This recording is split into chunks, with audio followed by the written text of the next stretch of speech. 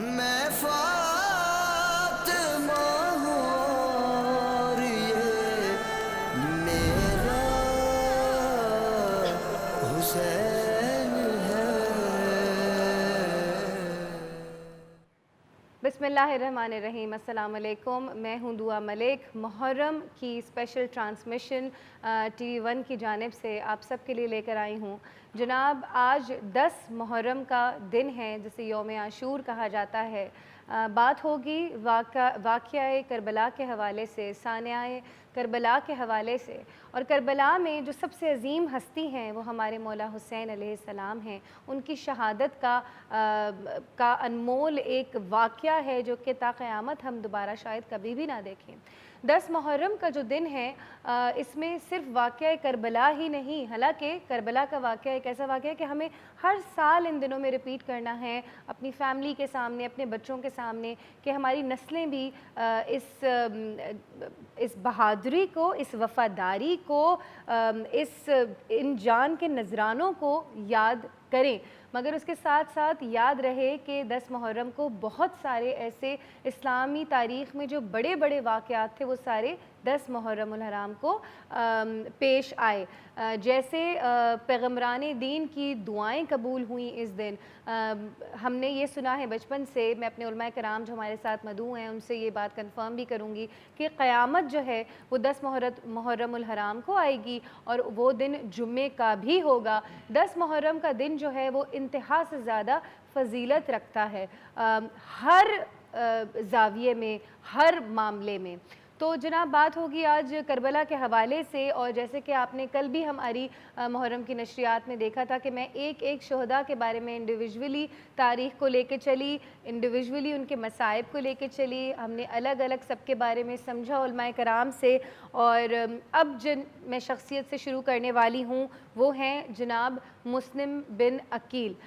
یہ جو ہیں وہ مکہ سے نکلنے والے وہ پہلے مسافر تھے جو کہ لیٹر لے کے گئے تھے، خط لے کے گئے تھے، پیغام لے کے گئے تھے میرے مولا حسین علیہ السلام کا، اور پھر ان کے ساتھ کیا ظلم ڈھایا گیا، ان کے ساتھ کس بے دردی کا مظاہرہ کیا گیا، یہ میں پوچھوں گی۔ ہمارے ساتھ موجود ہیں ڈاکٹر جواد حیدر ہاشمی صاحب۔ السلام علیکم ڈاکٹر صاحب۔ ڈاکٹر جواد، بتائیے گا جناب مسلم بن عقیل صاحب کے حوالے سے۔ دیکھیں، سب سے پہلے بسم اللہ الرحمن الرحیم۔ 10 محرم الحرام آج عاشورہ کا دن ہے۔ پوری دنیا میں حضرت رسول اکرم صلی اللہ علیہ وسلم کی امت غم امام حسین علیہ السلام منا رہی ہے۔ تمام عالم اسلام کی خدمت میں تعزیت و تسلیت پیش کرتا ہوں۔ آپ نے بالکل صحیح فرمایا کہ کربلا کے جتنے شہداء ہیں ان میں سب سے پہلے شہید یا پہلے مسافر کے جو کوفے کے جانب روانہ ہوئے اور جنہیں خود امام حسین علیہ السلام نے روانہ فرمایا، وہ حضرت مسلم ابن عقیل ہیں۔ حضرت مسلم ابن عقیل حضرت امام حسین علیہ السلام کے چچزاد بھائی ہیں۔ امیر المومنین علیہ السلام کے بھائی جو عقیل تھے ان کے فرزند ہیں، جناب عقیل کے فرزند ہیں۔ جب کوفے والوں کی جانب سے کافی سارے خطوط آئے امام علیہ السلام کو، آپ نے مدینہ سے ہجرت فرمائی تھی، مکے میں آپ تھے، اور مکے میں تقریباً آپ کوئی 4-5 مہینے آپ رہے۔ شعبان میں آپ پہنچے، 28 رجب کو آپ نکلے تھے مدینہ سے، اور 3 شعبان کو آپ پہنچے ہیں مکہ مکرمہ۔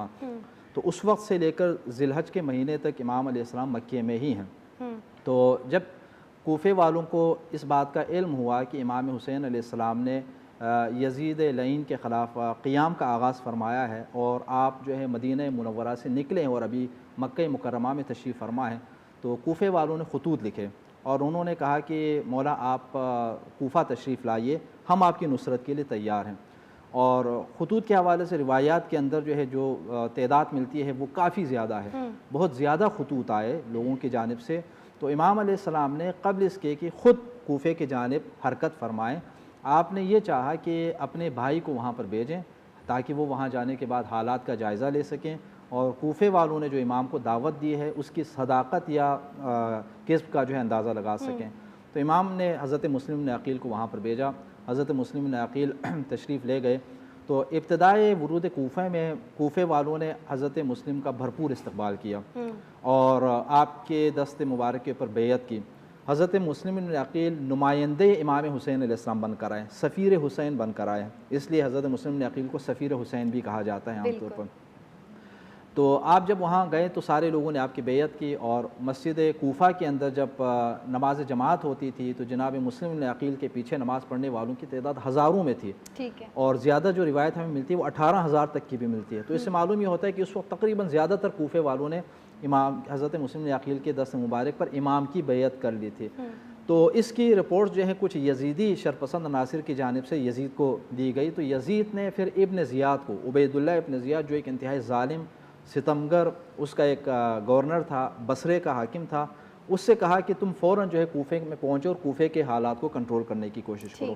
تو وہ کوفہ آیا، اور کوفہ آنے کے بعد ابن زیاد جیسے ہی کوفہ پہنچا تو کوفے کے حالات چینج ہونا شروع ہو گئے۔ وہ انتہائی ظالم تھا، ستمگر تھا، کسی کو معاف نہیں کرتا تھا، اس کا باپ بھی ایسا ہی تھا زیاد بن عبے، اور یہ خود بھی ستمگر تھا۔ تو اس نے کوفے کے اندر ایک تو حضرت مسلم بن عقیل کی بیعت کرنے والے لوگوں کی نشاندہی کرنا شروع کر دی، اور اپنے جاسوسوں کے ذریعے ان کے بارے میں چھان بین کرنا شروع کر دی کہ کون ہے کہ جو جناب مسلم بن عقیل کی بیعت کر رہے ہیں۔ تو ایک معقل نام کا ایک شخص کا تذکرہ ہمیں ملتا ہے کہ وہ حضرت مسلم بن عقیل کے دوستوں کے لبادے میں آئے، اور آنے کے بعد آپ کے حضرت مسلم بن اوسجہ کے گھر میں جناب مسلم کے ساتھ ملاقات کرتے ہیں، اور وہاں پر آ کر وہ پہچاننے کی کوشش کرتے ہیں کہ کون کون سران کوفہ میں سے، کوفے کے سرداروں میں سے کون لوگ ہیں کہ جو جناب مسلم کے ساتھ دینے کا اعلان کر رہے ہیں، اور جا کر اس کی رپورٹ جو ہے وہ ابن زیاد کو پہنچا دیتے ہیں، اور ابن زیاد پھر ان کو گرفتار کر لیتے ہیں۔ حضرت ہانی ابن عروہ کو گرفتار کیا، ان کو شہید کیا، اور پھر جب وہاں پر حالات کا رخ پلٹا تو کوفے والوں نے اپنے مزاج کو پھر ظاہر کر دیا۔ پہلے ساتھ دینے کا اعلان کیا تھا، اور پھر اس کے بعد انہوں نے چھوڑ دیا۔ کس وجہ سے چھوڑ رہے ہیں؟ وہ ابن زیاد کے خوف سے امام حسین علیہ السلام کی بیعت جو انہوں نے کی ہے اسے وہ پیچھے ہٹ رہے ہیں، اور ابن زیاد نے لالچ دی ہے کہ جو مسلم کا ساتھ چھوڑ دیں گے، امام حسین علیہ السلام کا ساتھ چھوڑ دیں گے، ان کو انعام وغیرہ سے نوازا جائے گا۔ تو جناب مسلم کے دست مبارک کے اوپر جن لوگوں نے بیعت کی تھی وہ ایک ایک کر کے پیچھے ہٹنا شروع ہو گئے۔ کوفے کے اندر باقاعدہ کرفیو لگایا گیا کہ لوگ جو ہے نہ نکلیں۔ تو آخر صورتحال یہ رہی کہ حضرت مسلم بن عقیل تنہا رہ گئے، اور حضرت مسلم جب تنہا رہے تو جناب مسلم بن عقیل کو بہرحال ایک انتہائی مکارانہ عمل کے ذریعے گرفتار کیا جاتا ہے۔ حضرت مسلم بن عقیل جب مسجد سے نکلے ہیں تو تنہا نکلے ہیں، کوفے کے گلیوں کے اندر آپ گزر رہے ہیں، چونکہ آپ مسافر ہیں، یہاں پر آپ کا اپنا وطن تو نہیں ہے، تو پیاس لگی، آپ ایک گھر کے سامنے بیٹھے، وہاں پر ایک خاتون رہتی تھی، کافی مومنہ خاتون تھی، ان کا نام بھی تاریخ کے اندر ملتا ہے جناب توعہ۔ تو انہوں نے کہا کہ اے شخص، آپ یہاں میرے گھر کے سامنے کیوں بیٹھے ہیں؟ کوفے کے حالات سازگار نہیں ہیں، آپ کو تو علم ہوگا۔ انہوں نے کہا آپ اپنے گھر چلے جائیں۔ تو انہوں نے کہا کہ گھر وہ جائے جس کا کوئی گھر ہو، میں یہاں پر مسافر ہوں۔ تو انہوں نے پوچھا کہ آپ کون ہیں؟ تو جناب مسلم نے فرمایا میں سفیر حسین ہوں، مسلم بن عقیل۔ تو جیسے ہی یہ سنا تو وہ مومنہ خاتون، مومنہ تھی، انہوں نے پانی پیش کیا اور ان کو اپنے گھر میں جگا دی۔ تو بہرحال دشمن کے ابن زیاد کے جاسوسوں نے خبر دی حضرت مسلم کے بارے میں، اور حضرت مسلم بن عقیل گرفتار ہو گئے، اور گرفتار ہو کر آئے گئے، اور ابن زیاد نے پھر جناب مسلم بن عقیل کو گرفتار کرنے کے بعد دارالامارہ کے چھت پر لے جا کر وہاں سے پھر نیچے حضرت مسلم بن عقیل کو پھینکوایا گیا۔ آپ نیچے جب زمین پر تشریف لائے تو شہید ہو گئے۔ آپ کی شہادت کے بعد ابن زیاد کے حکم سے آپ کے پیروں میں رسیاں باندھ کر کوفے کے گلیوں کے اندر آپ کو پھرایا گیا، تاکہ باقی لوگ خوف زدہ ہوں، اور گورنر کی جانب سے، ابن زیاد کی جانب سے اعلان ہوا کہ جو بھی امام حسین علیہ السلام کا ساتھ دینے کی کوشش کریں گے ان کا انجام یہ ہوگا۔ یعنی وہ یہی سمجھ رہے تھے کہ ان کو ہم اس طرح روک لیں گے، لیکن حقیقت میں حضرت مسلم بن عقیل شہادت کے اس عظیم مرتبے کے اوپر فائز ہو گئے تھے۔ ٹھیک ہے کہ اس برے انداز میں آپ کو شہید کیا گیا، تو واقع کربلا میں جہاں 72 شہداء ہیں، پہلے شہید حضرت مسلم بن عقیل ہیں، لیکن آپ کی شہادت 10 محرم الحرام کو نہیں ہوئی، آپ کی شہادت جو ہے وہ 8 یا 9 ذی الحجہ کو ہوئی مکہ مکرمہ کوفے کے اندر۔ اور اس وقت حضرت امام حسین علیہ السلام، چونکہ جناب مسلم نے جب لوگوں کی بیعت دیکھی تو آپ نے امام حسین علیہ السلام کو خط لکھا تھا، اور یہ فرمایا تھا کہ کوفے والے آپ کی مدد کرنے کے لیے تیار ہیں، بیعت کرنے کے لیے تیار ہیں، آپ تشریف لائیں۔ تو جناب مسلم کا خط ملنے کے بعد امام حسین علیہ السلام مکے سے کوفے کی جانب روانہ ہوئے ہیں، اور اسی دوران آپ کی شہادت یہاں پر ہو گئی ہے۔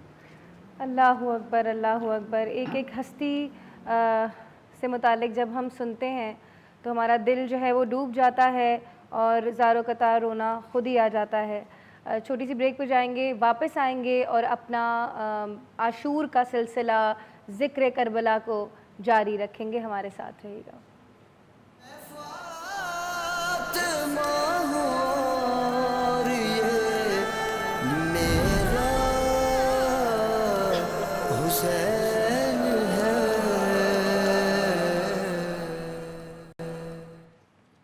السلام علیکم جی. واپس آ گئے ہیں ہم. محرم کی اسپیشل ٹرانسمیشن ٹی 1 کی جانب سے میں لے کر آئی ہوں.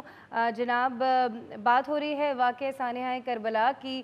10 محرم جو ہے وہ اسلامی تاریخ میں بہت بڑا دن ہے. جب بات ہوتی ہے کربلا کی تو ذکر ہوتا ہے سب سے پہلے میرے مولا کا, جناب امام حسین علیہ السلام کا.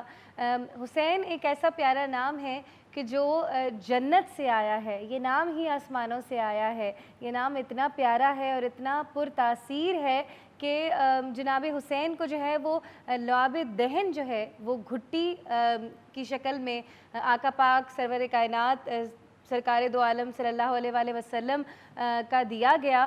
اور کیا ہی شان ہوگی اس ہستی کی کہ جس کو گھٹی ہی آقا پاک سے دلوائی گئی ہو. نواسائے رسول تھے اور اپنے نانا کے دین کی بقا کے لیے اللہ سے اتنا سخت ان کو عشق تھا, ان کی ذات میں, ان کے عشق میں اتنا اثر تھا کہ انہوں نے اپنا پورا کنبہ لٹا دیا اس دین کے لیے کہ جس دین کی آج ہم قدر نہیں کر رہے, جس دین کی آج ہم بالکل قدر نہیں کر رہے. میں آج کل اپنے آس پاس بچوں کو دیکھتی ہوں, بہت سے گھر ہمارے گھروں میں سے ایسے ہو گئے ہیں کہ جن کو اہل بیت کے نام بھی پورے نہیں یاد. یہ نام ہی اگر صحیح سے لے لیے جائیں, جیسے کہ مفتی ذوالفقار شاہ گیلانی صاحب فرماتے ہیں کہ اہل بیت کے نام ہی اتنے پر تاثیر ہیں کہ اگر ان ناموں کو صحیح تلفظ کے ساتھ اور صحیح عقیدت کے ساتھ پکارنا آ جائے تو مدد پھر غیب سے ہو جاتی ہے.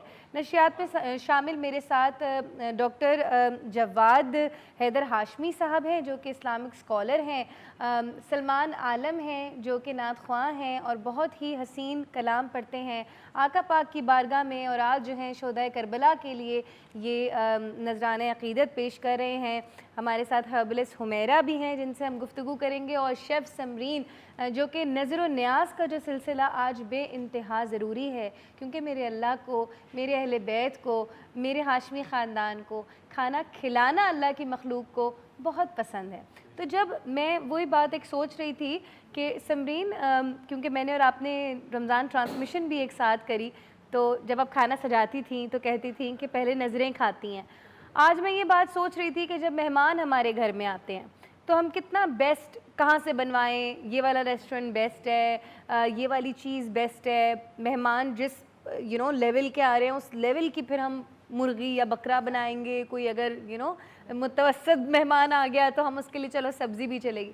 تو آپ دیکھیں جب ہم لوگ نیاز بنائیں گھر میں, جب ہم اہل بیت کے نام پہ دسترخوان لگائیں تو ان کی شان کے مطابق لگائیں. بے شک اپنی استطاعت کو اپنے ذہن میں رکھیں, اپنی ہر انسان کی اپنی اپنی ایک جیب ہوتی ہے, ساری چیزیں ہوتی ہیں, مگر گھر میں پاکی کا اہتمام کیجئے, گھر میں ان کے کلام کا, ان کے ناموں کا اہتمام کر کے ان کے ناموں کی جو عقیدت ہے, جو احترام ہے, اس کو مد نظر رکھتے ہوئے یہ سارے نذر و نیاز کا بھی سلسلہ جاری رکھیے. اچھا, بات ہو رہی ہے واقعہ کربلا کی, تو یہاں پہ میں ایک اور چیز, ڈاکٹر صاحب ہمارے ساتھ موجود ہیں, ان سے پوچھنا چاہوں گی.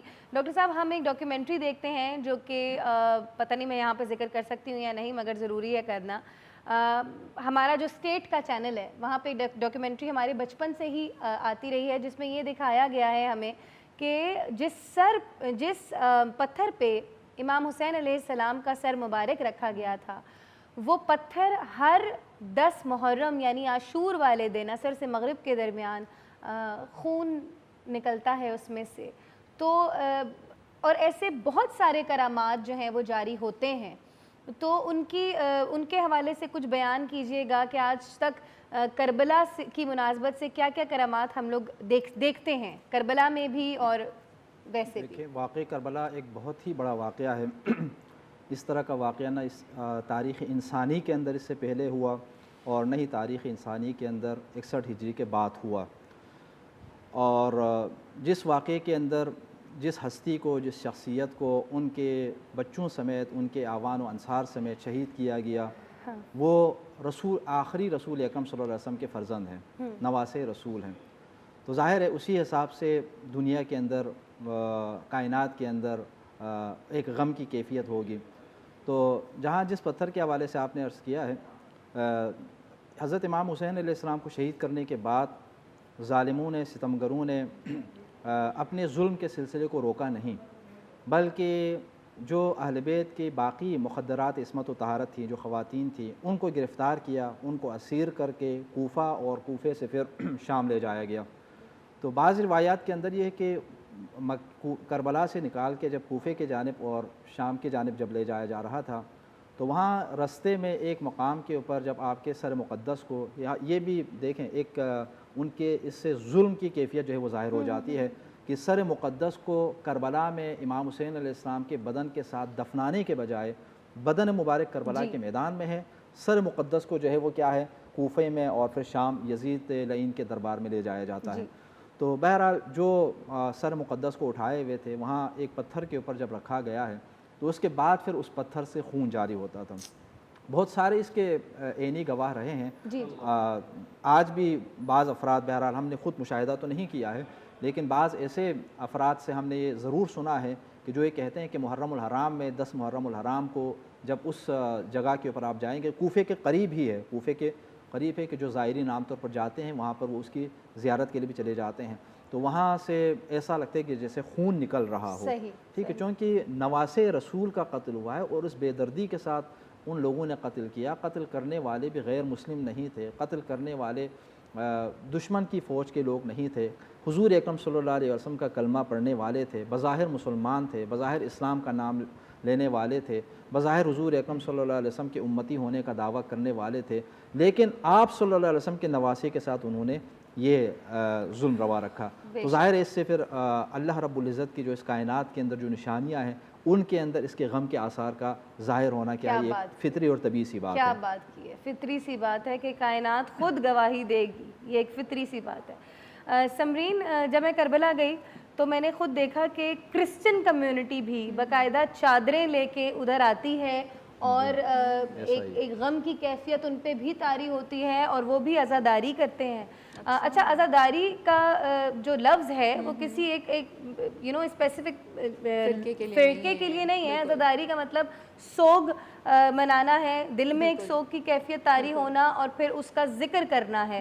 تو یہ عزاداری ہم دیکھتے ہیں کہ کرسچنز بھی کر رہے ہوتے ہیں۔ سمرین، آپ اس بارے میں کیا کہیں گی کہ آپ میں چاہتی ہوں آپ بھی لوگوں کو بتائیں کہ غم حسین کے لیے ہمارا صرف انسان ہونا کافی ہونا چاہیے، کیا خیال ہے؟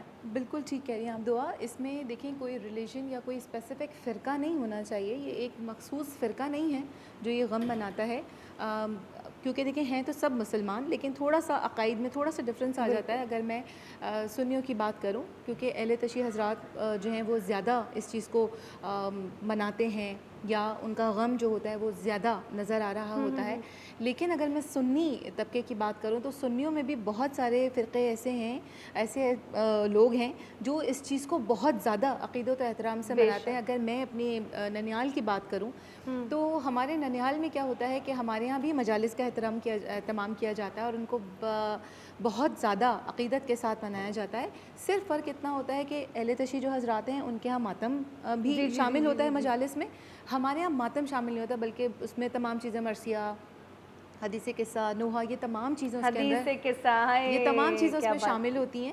اس کے علاوہ میں اپنے پرٹیکولر، اگر میں اپنی بایولوجیکل فیملی کی بات کروں، میری اپنی پرٹیکولر فیملی، تو میرے پیرنٹس جو ہیں اسپیشلی 9-10 محرم کو احتراماً وہ کہتے ہیں کسی قسم کا کوئی خاص کھانا نہیں بنایا جائے گا، بالکل۔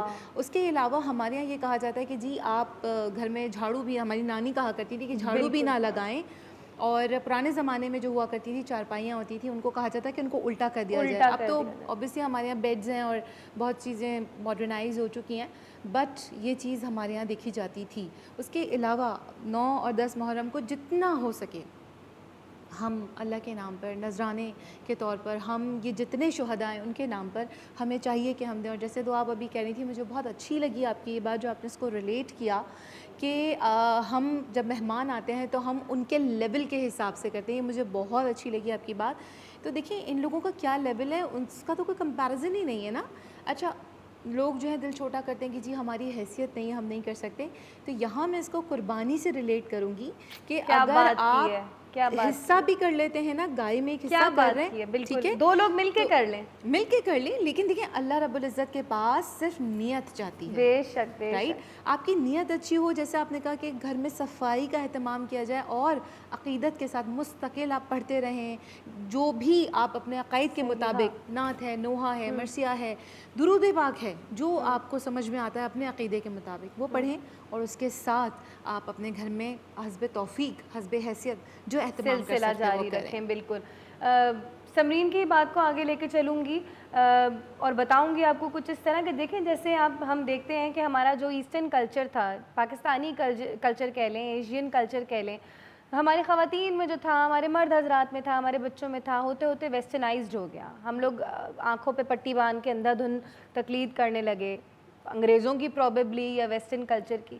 بالکل اسی طرح ہمارے جو بیسک دین کے عقائد ہیں، بیسک دین کی ضروریات ہیں جن پہ ہم نے عمل کرنا ہے، وہ ہوتے ہوتے کیونکہ ہمارا منہ جو ہے وہ ویسٹ کی طرف اتنا ہو گیا کہ ہم اپنی بیس کو بھولتے چلے جا رہے ہیں.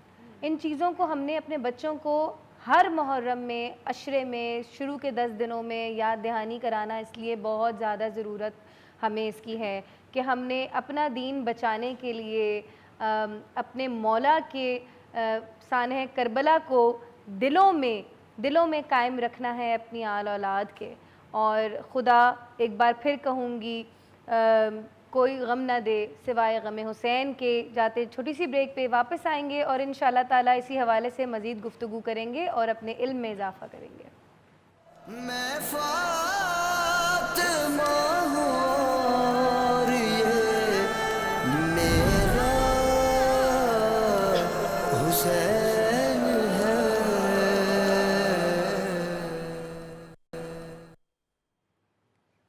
تڑپ اٹھتا ہے دل لفظوں میں دہرائی نہیں جاتی، زباں پر کربلا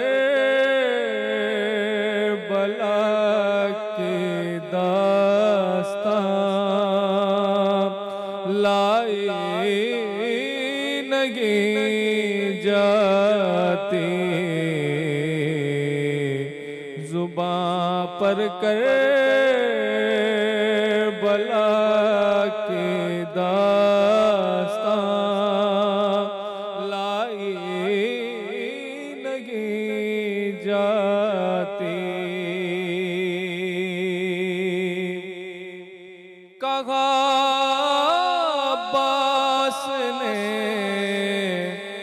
افسوس بازو کٹے گئے میرے،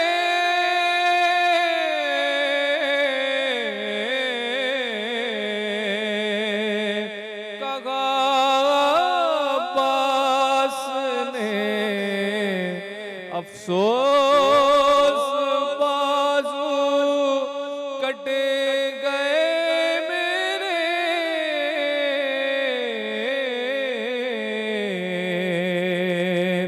سکینہ تک یہ مشق آپ لے جائی نہیں جاتی، سکینہ تک یہ مشق آپ لے جائی نہیں جاتی. اداسی چھا رہی ہے روح پر شام غریباں کی،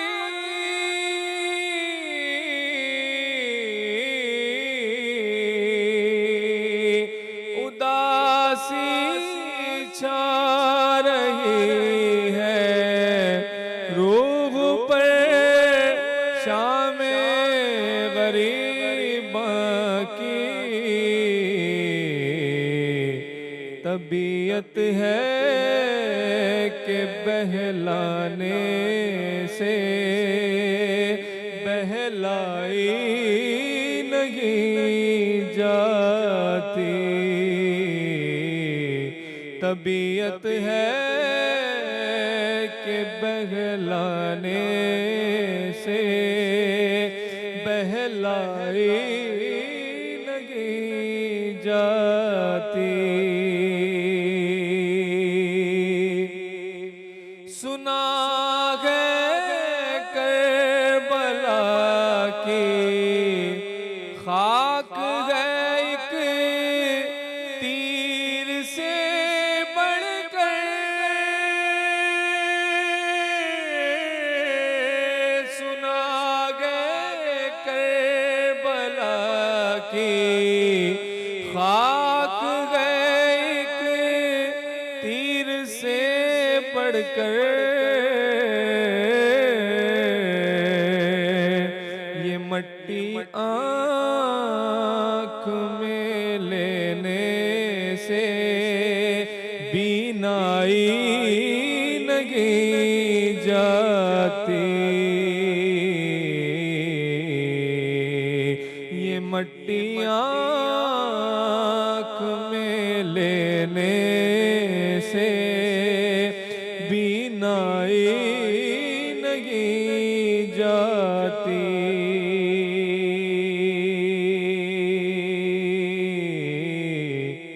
زباں پر کربلا کی داستان لائی نہیں جاتی۔ سبحان اللہ، سبحان اللہ، سبحان اللہ۔ بہت شکریہ سلمان، بہت خوبصورتی سے آپ نے پڑھا، اللہ تعالیٰ آپ کو قبول فرمائے۔ حمیرہ جی ہمارے ساتھ ہیں اس وقت نشریات میں مدعو۔ حمیرہ جی آپ بتائیے گا، آپ نے کس طریقے سے عاشور کے دن کو بچپن سے آج تک دیکھا اپنے گھر میں گزرتے ہوئے؟ کیا کیا چیزیں ہوتی تھیں گھروں میں؟ کس طریقے سے بچوں کو بھی شامل کیا جاتا تھا نیاز کے اہتمام میں، ذکر اہل بیت کے اہتمام میں؟ دعا میں آپ کی بات کو کنوے کروں گی۔ آپ نے جو کہا نا کہ ویسٹرن کی طرف ہمارا منہ چلا گیا ہے، ویسٹرن کی طرف تو گیا ہی ہے، لیکن ہمارے اپنوں نے بھی کچھ کم نہیں کیا بعض اوقات، کیونکہ بچپن میں آپ نے دیکھا ہوگا ہم نے سبیلیں لگائی ہیں، بچے ہم لوگ پیسے جمع کرتے تھے، ہر جگہ ہماری کوشش ہوتی تھی گھر کے نیچے یہ کوئی جگہ بھی ہو ایک مٹکا رکھنا ہے، پانی رکھنا ہے، شربت بانٹنا ہے، یہ ہم نے بچپن سے کیا ہے۔ اور آج کسی بچے کو یہ پتہ نہیں ہوگا کہ سبیل کس طرح لگائی جاتی ہے، ہر گھر میں یہ ہوتا تھا۔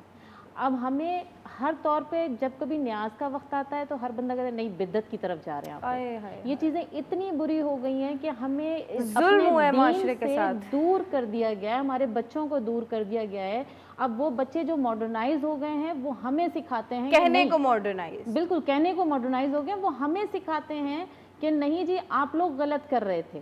تو ہمیں میں یہ کہتی ہوں کہ بچپن سے بچوں کو یہ چیزیں سکھانی پڑتی ہیں، ہمارے ماں باپ نے بھی سکھائی تھیں، اور وہ دور بڑا سنہرا دور تھا جو ہم نے اپنا بچپن کا گزارا ہے، اور آج بھی ہم کوشش کرتے ہیں کہ ہم ہر ماں باپ کو کہتی ہوں کہ کوشش کرنی چاہیے کہ بچوں کو آپ راغب کریں دین کی طرف۔ صحیح، دنیا تو لے ہی لی ہم لوگوں نے، لیکن یہ بڑا مشکل کام ہے جو دین کی طرف راغب ہونا ہے۔ صحیح، تو بچوں کو ہم نے سکھانا ہے۔ اب میں ہمیشہ ہمارے گھر میں یہ رہا ہے کہ 9-10 محرم کو میرا یہ روٹین ہے، بلکہ میں 8 سے ہی شروع ہو جاتی ہوں، 9-10 تو آگے آتا ہے، لیکن میرا اپنا جو آفس ہے جو کلینک ہے وہاں پر ہمارا یہ روٹین ہے کہ آپ شربت جو ہے وہ بنا کے پورے جہاں جہاں جس کو مین روڈ پہ جتنا ہے جس کو پلایا جائے، ثواب ہے، یہ چیزیں بچے میرے دیکھتے آ رہے ہیں، ہم شربت ڈسٹریبیوٹ کرتے ہیں۔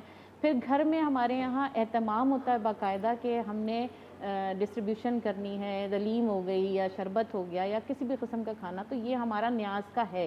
اور جب ہم نیاز کی نیت کر لیتے ہیں تو میں سوچتی ہوں جب آپ نے نیت کر لی تو اللہ تعالیٰ اسباب خود ہی بنا دیتا ہے، بے شک بے شک، آپ کو نہیں پتہ چلتا کہ آپ کے پاس کہاں سے آ رہا ہے۔ آپ چاہیں ایک دیگ کی نیت کرو گے، میں کہتی ہوں 3-4 دیگیں آپ کی بن جائیں گی، کیا بات، آپ کو خود پتہ نہیں ہوگا کہ آپ کے پاس یہ کہاں سے آ رہا ہے۔ جب آپ جس نام کے نذرانے سے چل رہے ہو، جب حسن اور حسین کے ہم نذرانے سے چل رہے ہیں تو میرے خیال سے خود ہی اللہ تعالیٰ اسباب پیدا کر دیتا ہے. بے شک. آپ نے بنانا، آپ نے نیت کر لی ہے، اور دیکھیے گا اگر آپ آج نیت کرتے ہیں تو آپ اگلے دن خود کہیں گے کہ یہ مجھ سے کیسے ہو گیا، اور خود آپ کو پتہ نہیں ہوگا کہ یہ آپ نے خود کیسے کر لیا، اہتمام کیسے ہو گیا. بے شک تو ہمیں یہ اہتمام، ہمیں میں کہتی ہوں بچوں کو بتانا چاہیے. ابھی بھی ٹائم نہیں گزرا ہے، جتنی نئی جنریشن ہے ہمیں دین کی طرف راغب ہونا ہے، دین کی طرف واپس آنا ہے، اور دنیا کے ساتھ ساتھ دین کو چلنا ہے. آج کل بچے جو ہوتے ہیں، آج کل میں نے دیکھا ہے نافرمان جو بچے ہوتے چلے جا رہے ہیں وہ اسی لیے ہوتے جا رہے ہیں کہ وہ اپنی منمانی شروع کر دی انہوں نے.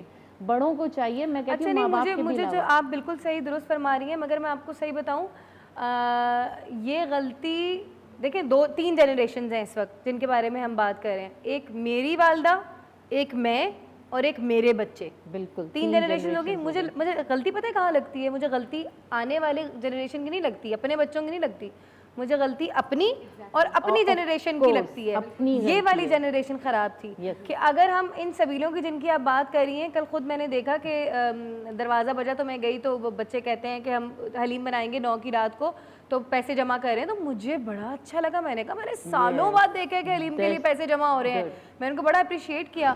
تو بریک پہ جانے کا بھی وقت ہے، مگر مختصراً عرض کر رہی ہوں کہ ہماری جنریشن کی غلطی اس طرح ہے کہ یہ جو تمام اہتمام ہیں، جو تمام سبیلوں کا سلسلہ ہے اور ذکر اذکار میں بچوں کو ساتھ بٹھانا، ان کو ایکٹیو کر کے ان کو مدعو کرنا ان چیزوں میں، اس سے ہوگا کیا؟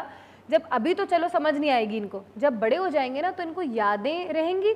پھر یہ کہیں گے کہ ہم ان تمام شخصیات کے لیے کرتے تھے بچپن میں، پھر کردار پڑھیں گے حسین کا، پھر کردار پڑھیں گے حسن حسین کا، پھر کردار پڑھیں گے بی بی زینب کا، پھر کردار پڑھیں گے جناب سکینہ کا. جب کردار کے اندر یہ لوگ غوطے لگائیں گے نا تو پھر وہ چیزیں ان کی ذات میں شامل ہونا شروع ہو جائے گی.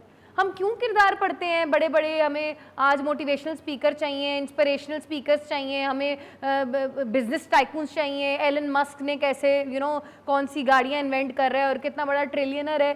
یہ ساری چیزیں بچوں یہیں رہ جانی ہیں، یہیں رہ جانی ہیں. بچوں کو یہ چیزیں، یہ وہ ہستیاں ہیں جن کے غلاموں کے غلام ہم بن جائیں نا تو دنیا ساری ہمارے قدموں میں ہوگی. یہ چیز میں نے خود اپنی زندگی میں دیکھی ہے. دنیا پیچھے بھاگتی ہے آپ کے جب آپ ان کے پیچھے بھاگتے ہیں. چھوٹی سی بریک پہ جا رہے ہیں، واپس آئیں گے، ہمارے ساتھ رہیے گا. محرم الحرام کی اسپیشل ٹرانسمیشن ہے ٹی 1 کی جانب سے. میں فاطمہ ہوں اور یہ میرا حسین ہے. السلام علیکم جی، ویلکم بیک. ہم واپس آ چکے ہیں. محرم کی اسپیشل ٹرانسمیشن ہے ٹی 1 کی جانب سے. میں ہوں آپ کی ہوسٹ دعا ملک. بات ہو رہی ہے واقعہ سانحہ کربلا کے حوالے سے. تمام شہداء کا ذکر ہو رہا ہے. بڑی ہی بابرکت اس وقت ہماری ایک جسے محفل کہہ لیں یا سٹنگ کہہ لیں، بابرکت ہوئی ہوئی ہے کیونکہ نام ہی ایسے ہیں جو سارے ہم لے رہے ہیں. جناب بات ہو رہی تھی اس کلچر کی جو کہ ہم ایڈاپٹ کر چکے ہیں. واقعہ کربلا ایک ایسا واقعہ ہے کہ جس کو جس زاویے میں دیکھو اس زاویے میں ایک نئی شکل نظر آتی ہے، ایک نیا سبق نظر آتا ہے، ایک نیا لیسن نظر آتا ہے اگر دیکھنے والی آنکھ ہو تو. ابھی میرے ذہن میں خیال آیا تھا ان تمام خواتین کے حوالے سے جو کہ بات کرتی ہیں وومن امپاورمنٹ کی، جو کہ بات کرتی ہیں عورتوں کے حقوق کی، جو کہ بات کرتی ہیں کہ شاید مرد اور عورت برابر ہیں، شاید عورتوں میں بھی کم دلیری نہیں ہے، شاید عورتوں میں بھی ہمت، طاقت، قوت کی بات کرتی ہیں. تو میں کہتی ہوں کہ کیوں دیکھتے ہو ویسٹ کی طرف؟ کیوں دیکھتے ہو ان لوگوں کو جن سے تمہارا کوئی لینا دینا نہیں ہے؟ کیوں نہیں دیکھتے خواتین جب کردار کی بات کرتی ہیں، جب وفا کی بات کرتی ہیں، جب ہمت حوصلے کی بات کرتی ہیں، تو کیوں نہیں بات کرتی جناب زینب علیہ السلام کے حوالے سے؟ میں ڈاکٹر صاحب سے درخواست کروں گی، ڈاکٹر صاحب بتائیے گا بی بی زینب کا جو خطبہ تھا ایک جو یزید کے دربار میں تھا، اس میں جب پڑھتی ہوں سنتی ہوں تو میں یہ سنتی ہوں کہ ان کا جو لہجہ تھا اس میں ان کے بابا کی گرج تھی. دیکھیں حضرت بی بی زینب کبریٰ سلام اللہ علیہا واقع کربلا کا ایک ایسا شاہکار کردار ہے کہ آپ کو بالکل شریکت الحسین کہا گیا کہ آپ اگر نہ ہوتی تو واقع کربلا بعد میں آنے والے لوگوں تک اس انداز میں نہ پہنچتا. حضرت امام حسین علیہ السلام نے جو جہاد فرمایا، آپ کا جہاد 10 محرم الحرام کو ختم ہو چکا. 10 محرم الحرام کو اختتام پذیر ہوا۔ حضرت بی بی زینب کبریٰ سلام اللہ علیہا کا جہاد 10 محرم الحرام سے شروع ہوا، جب آپ کے بھائی شہید ہو گئے، آپ کے بھائیوں کو شہید کیا گیا۔ خود حضرت بی بی زینب کبریٰ سلام اللہ علیہا کے بھی 2 بچے تھے جو کربلا میں شہید ہوئے، حضرات اون و محمد، 2 بیٹے ہیں جناب زینب کبریٰ کے، وہ بھی شہید ہو چکے ہیں، امام شہید ہو چکے، آپ کے سارے بھائی شہید ہو چکے۔ تو اس کے بعد ظاہر ہے ایک خاتون ہیں، ایک عورت ہیں، عام طور پر یہ ہے نا کہ عورتوں کے حوالے سے کہا جاتا ہے کہ ان کے اوپر بہت جلد رقت طاری ہو جاتی ہے، حوصلے کے اعتبار سے شاید کم ہوتا چلا جاتا ہے، لیکن ہم دیکھتے ہیں کہ حضرت بی بی زینب کبریٰ سلام اللہ علیہا واقع کربلا کے بعد 10 محرم الحرام کے بعد قافلہ سالار بن کر آپ یہاں سے کوفہ اور پھر کوفے سے شام تشریف لے جاتی ہیں۔ اسی قافلے کے اندر اسرا کے قافلے میں حضرت امام زین العابدین علیہ السلام بھی ہے، لیکن کئی مواقع پر ایسا ہے کہ حضرت امام زین العابدین علیہ السلام نے بھی کسی اہم موقع پر آپ سے مشورے کرنے کو ترجیح دی کہ اپنی پھوپھی سے پہلے مشورہ کریں گے، پھر اس کے بعد جو ہے آگے کا فیصلہ کیا جائے گا۔ تو حضرت بی بی زینب کبریٰ سلام اللہ علیہا وہ ہیں کہ جنہوں نے واقعی کربلا کو زندہ رکھا۔ جناب بی بی زینب کبریٰ نے کوفے میں ابن زیاد کے دربار میں بھی خطبہ دیا ہے، کوفے کے بازار میں بھی خطبہ دیا ہے۔ کوفے کے بازار میں جب لوگ تماشا دیکھنے کے لیے آئے ہوئے تھے، اس رجیاں کوفے کے بازار میں جب تماشا دیکھنے کے لیے وہ آئے ہیں، آپ نے ان کی سرزنش فرمائی، ان کی مذمت فرمائی اور ان کے اوپر لعن طعن فرمائے۔ اس کے بعد ابن زیاد کے دربار میں آپ نے خطبہ ارشاد فرمایا اور اس کے ظلم و ستم کو آشکار فرمایا۔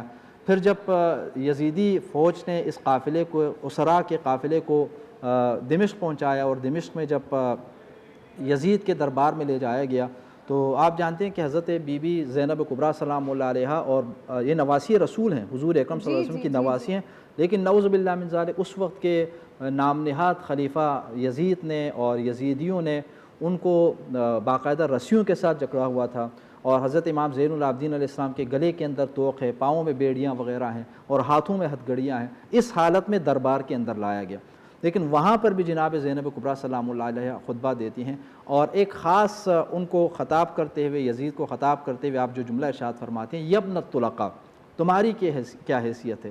یبن الطلقاء عام طور پر عربی میں کہتے ہیں آزاد کردہ غلام کو، آزاد کردہ، یعنی یبن الطلقاء یعنی آزاد کردہ غلام کے بچے۔ حضور اکرم صلی اللہ علیہ وسلم نے جب مدینہ منورہ فتح فرمایا 8 ہجری میں، تو آپ کے علم ہے کہ سارے مکہ مکرمہ بغیر کسی جنگ کے فتح ہو گیا، ٹھیک ہے؟ تو اس وقت حضور اکرم صلی اللہ علیہ وسلم کے پاس یہ اختیار تھا کہ آپ اگر چاہتے تو ان سب سے بدلہ لے سکتے تھے، چونکہ ان کے مظالم بہت زیادہ تھے۔ جنگ بدر میں جو 13-14 صحابی شہید ہو گئے تھے ان لوگوں نے کیا تھا، جنگ احد میں 70 اصحاب کو انہوں نے شہید کیا تھا، تو بہت سارے، لیکن آپ نے اس موقع پر ان سب کو معاف فرما دیا اور یہ فرمایا تھا، آپ کے کلمات میں یہ ہے حضور اکرم صلی اللہ علیہ وسلم کے، اذهبوا انتم الطلقاء، جاؤ تم سب آزاد کیے گئے ہو، یعنی میرے غلامی میں تم آ گئے تھے۔ اس معاشرے کے اندر رائج قانون کے مطابق جب یہ شکست خوردہ قوم جب بن گئی تو شکست خوردہ قوم فاتح قوم کی وہ غلام بن جاتے تھے، تو غلامی میں آ گئے، لیکن آپ صلی اللہ علیہ وسلم نے ان کو آزاد کر دیا، یعنی میرے نانا نے تم کو آزاد کیا اور آج تم نواسے رسول میرے اوپر ظلم کرنے کے لیے یہاں پر میدان کے اندر آئے ہو۔ اور حضور اکرم صلی اللہ علیہ وسلم کے نواسے کے سر مقدس کو ایک تشت کے اندر لا کر جو ہے اپنے نعوذ باللہ تخت کے نیچے پاؤں کے قریب رکھا ہوا تھا اور ایک اپنی چھڑی کے ساتھ اس کے اوپر جو ہے وہ آپ کے دندان مبارک کے اوپر وہ مارتا تھا۔ تو حضرت بی بی زینب کبریٰ سلام اللہ علیہا نے اس کو اس کی اوقات یاد، انہوں نے یہ کہا کہ جو اللہ تعالیٰ نے آپ کے ساتھ کیا اس کو آپ نے کیسا دیکھا؟ حضرت بی بی زینب کبریٰ سلام اللہ علیہا کا ایک انتہائی خوبصورت جملہ ہمیں یہاں پر ملتا ہے۔ آپ فرماتے ما رأیت الا جمیلا، میں نے سوائے جمیل اور حسن کے اور کچھ نہیں دیکھا، یعنی اللہ رب العزت کے قضاء و قدر کے اوپر حضرت زینب کبریٰ سلام اللہ علیہا اس حد تک راضی ہیں کہ آپ سارے اس عمل کے اندر حسن دیکھتے ہیں، آپ کو کوئی پریشانی لاحق نہیں ہے۔ اور ایک موقع ایسا ہے کہ یزید نے یہ کہا کہ اللہ تعالیٰ نے آپ کے ساتھ ایسا کیا یا آپ کے بھائی کے ساتھ ایسا کیا، تو حضرت بی بی زینب کبریٰ سلام اللہ علیہا نے وہ آیت کریمہ پیش فرمائی کہ ستمگر یہ نہ سوچیں کہ ہم ان کو جو مہلت دے رہے ہیں تو یہ ان کے لیے آزادی ہے، نہیں، بلکہ اللہ رب العزت کبھی کبھی گناہگاروں کو اس طرح ڈھیل دیتا ہے تاکہ ان کے گناہوں میں، ان کے مظالم میں اضافہ ہو جائے، تب اللہ رب العزت کل قیامت کے دن ان کے گناہوں کی وجہ سے ان کو کیا ہے عقاب دیا جائے۔ تو تو وہ حضرت زینب کبریٰ سلام اللہ علیہا کو اس حالت میں مطعون کرنے کی کوشش کر رہا تھا، لیکن جناب زینب کبریٰ سلام اللہ علیہا اس عالم میں بھی باقاعدہ بہادری اور جرأت کا پیکر بنی ہوئی تھیں، اور حضرت علی شیر خدا آپ کے بابا امیر المومنین علیہ السلام کے لب و لہجے میں آپ نے وہاں پر یزید وقت کو خطاب فرمایا اور یزید کے سارے حوصلوں کو پس کر دیا۔ یہاں پر ایک بات اور آپ کی خدمت میں عرض کر لوں، دیکھیں جناب بی بی زینب کبریٰ سلام اللہ علیہا ہی کے خطبے تھے، حضرت امام زین العابدین علیہ السلام ہی کے خطبے تھے کہ آپ نے شام کے اندر، دمشق کے اندر جب یزیدیوں نے اہل بیت اطہار علیہ السلام کو اسیر کر کے ہاتھ پیر باندھ کے جب وہاں درباروں کے اندر لایا گیا، تو اس کے بعد آپ کے خطبوں کی وجہ سے دمشق کے لوگوں کو علم ہوا کہ یہ باغی گروہ نہیں تھا، یہ خانوادہ رسول سے تعلق رکھنے والا ایک گروہ تھا، چونکہ یزید نے شام کے اندر یہ مشہور کرایا ہوا تھا کہ یہ باغی ہیں، یہ خلیفۃ المسلمین کے خلاف بغاوت کر رہے تھے، تو خلیفۃ المسلمین نے کیا ہے ان کو تحقیق کیا، اسلام کے خلاف ایک سازش ہو رہی تھی، اس سازش کا خاتمہ کیا۔ حضرت بی بی زینب کبریٰ سلام اللہ علیہا اور امام زین العابدین علیہ السلام نے دمشق کے اندر، شام کے اندر جو خطبے ارشاد فرمائے ان چند دنوں کے اندر، ان خطبوں کے ذریعے شام کے لوگ آگاہ ہوئے کہ یہ جن لوگوں کو قتل کیا گیا ہے یہ اسلام کے دشمن نہیں تھے، یہ تو رسول اکرم صلی اللہ علیہ وسلم کے خاندان سے ہیں اور آپ کی آل اولاد ہیں۔ تو اس کے بعد پھر جب معاشرے کا ماحول تبدیل ہونے لگا، اہل بیت اطہار علیہ السلام کی طرف جو ہے لوگوں کا رجحان جب بڑھنے لگا، تو وہ جو جملہ آپ نے یزید کا سنا ہوگا، بہت سارے لوگ اس جملے کو نقل کر کے بعض لوگ مثلا یزید کو بری ذمہ قرار دینے کی بھی کوشش کرتے ہیں کہ خدا لعنت کرے ابن مرجانہ کے اوپر، ابن زیاد کے اوپر، کہ اس نے امام حسین علیہ السلام کو شہید کیا۔ ابن زیاد یزید کے ایک جملہ ملتا ہے، تو یہ جملہ یزید نے اس وقت کہا جب حضرت زینب کبریٰ سلام اللہ علیہا اور حضرت امام زین العابدین علیہ السلام کے خطبوں کی وجہ سے وہ پورے شام کے اندر رسوا ہو چکا تھا، تو اس لیے اس بڑے ظلم کو وہ اپنی گردن سے اتار کے ابن زیاد کی گردن کے اوپر ڈالنا چاہتا ہے تاکہ تاریخ کے اندر لوگ اس کو قاتل نہ کہیں۔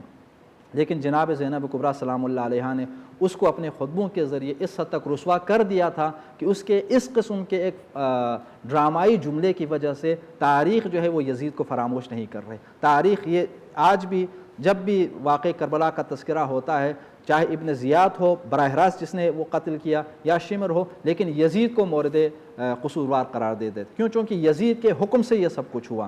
یزید اگر اپنی بیعت کے اوپر سختی نہ کرتا واقع کربلا نہ ہوتا، یزید اگر اپنے ابن زیاد سے اگر نہ کہتا کہ اگر امام حسین علیہ السلام میری بیعت نہ کریں تو اس کو قتل کر دیں تو یہ واقعہ نہ ہوتا۔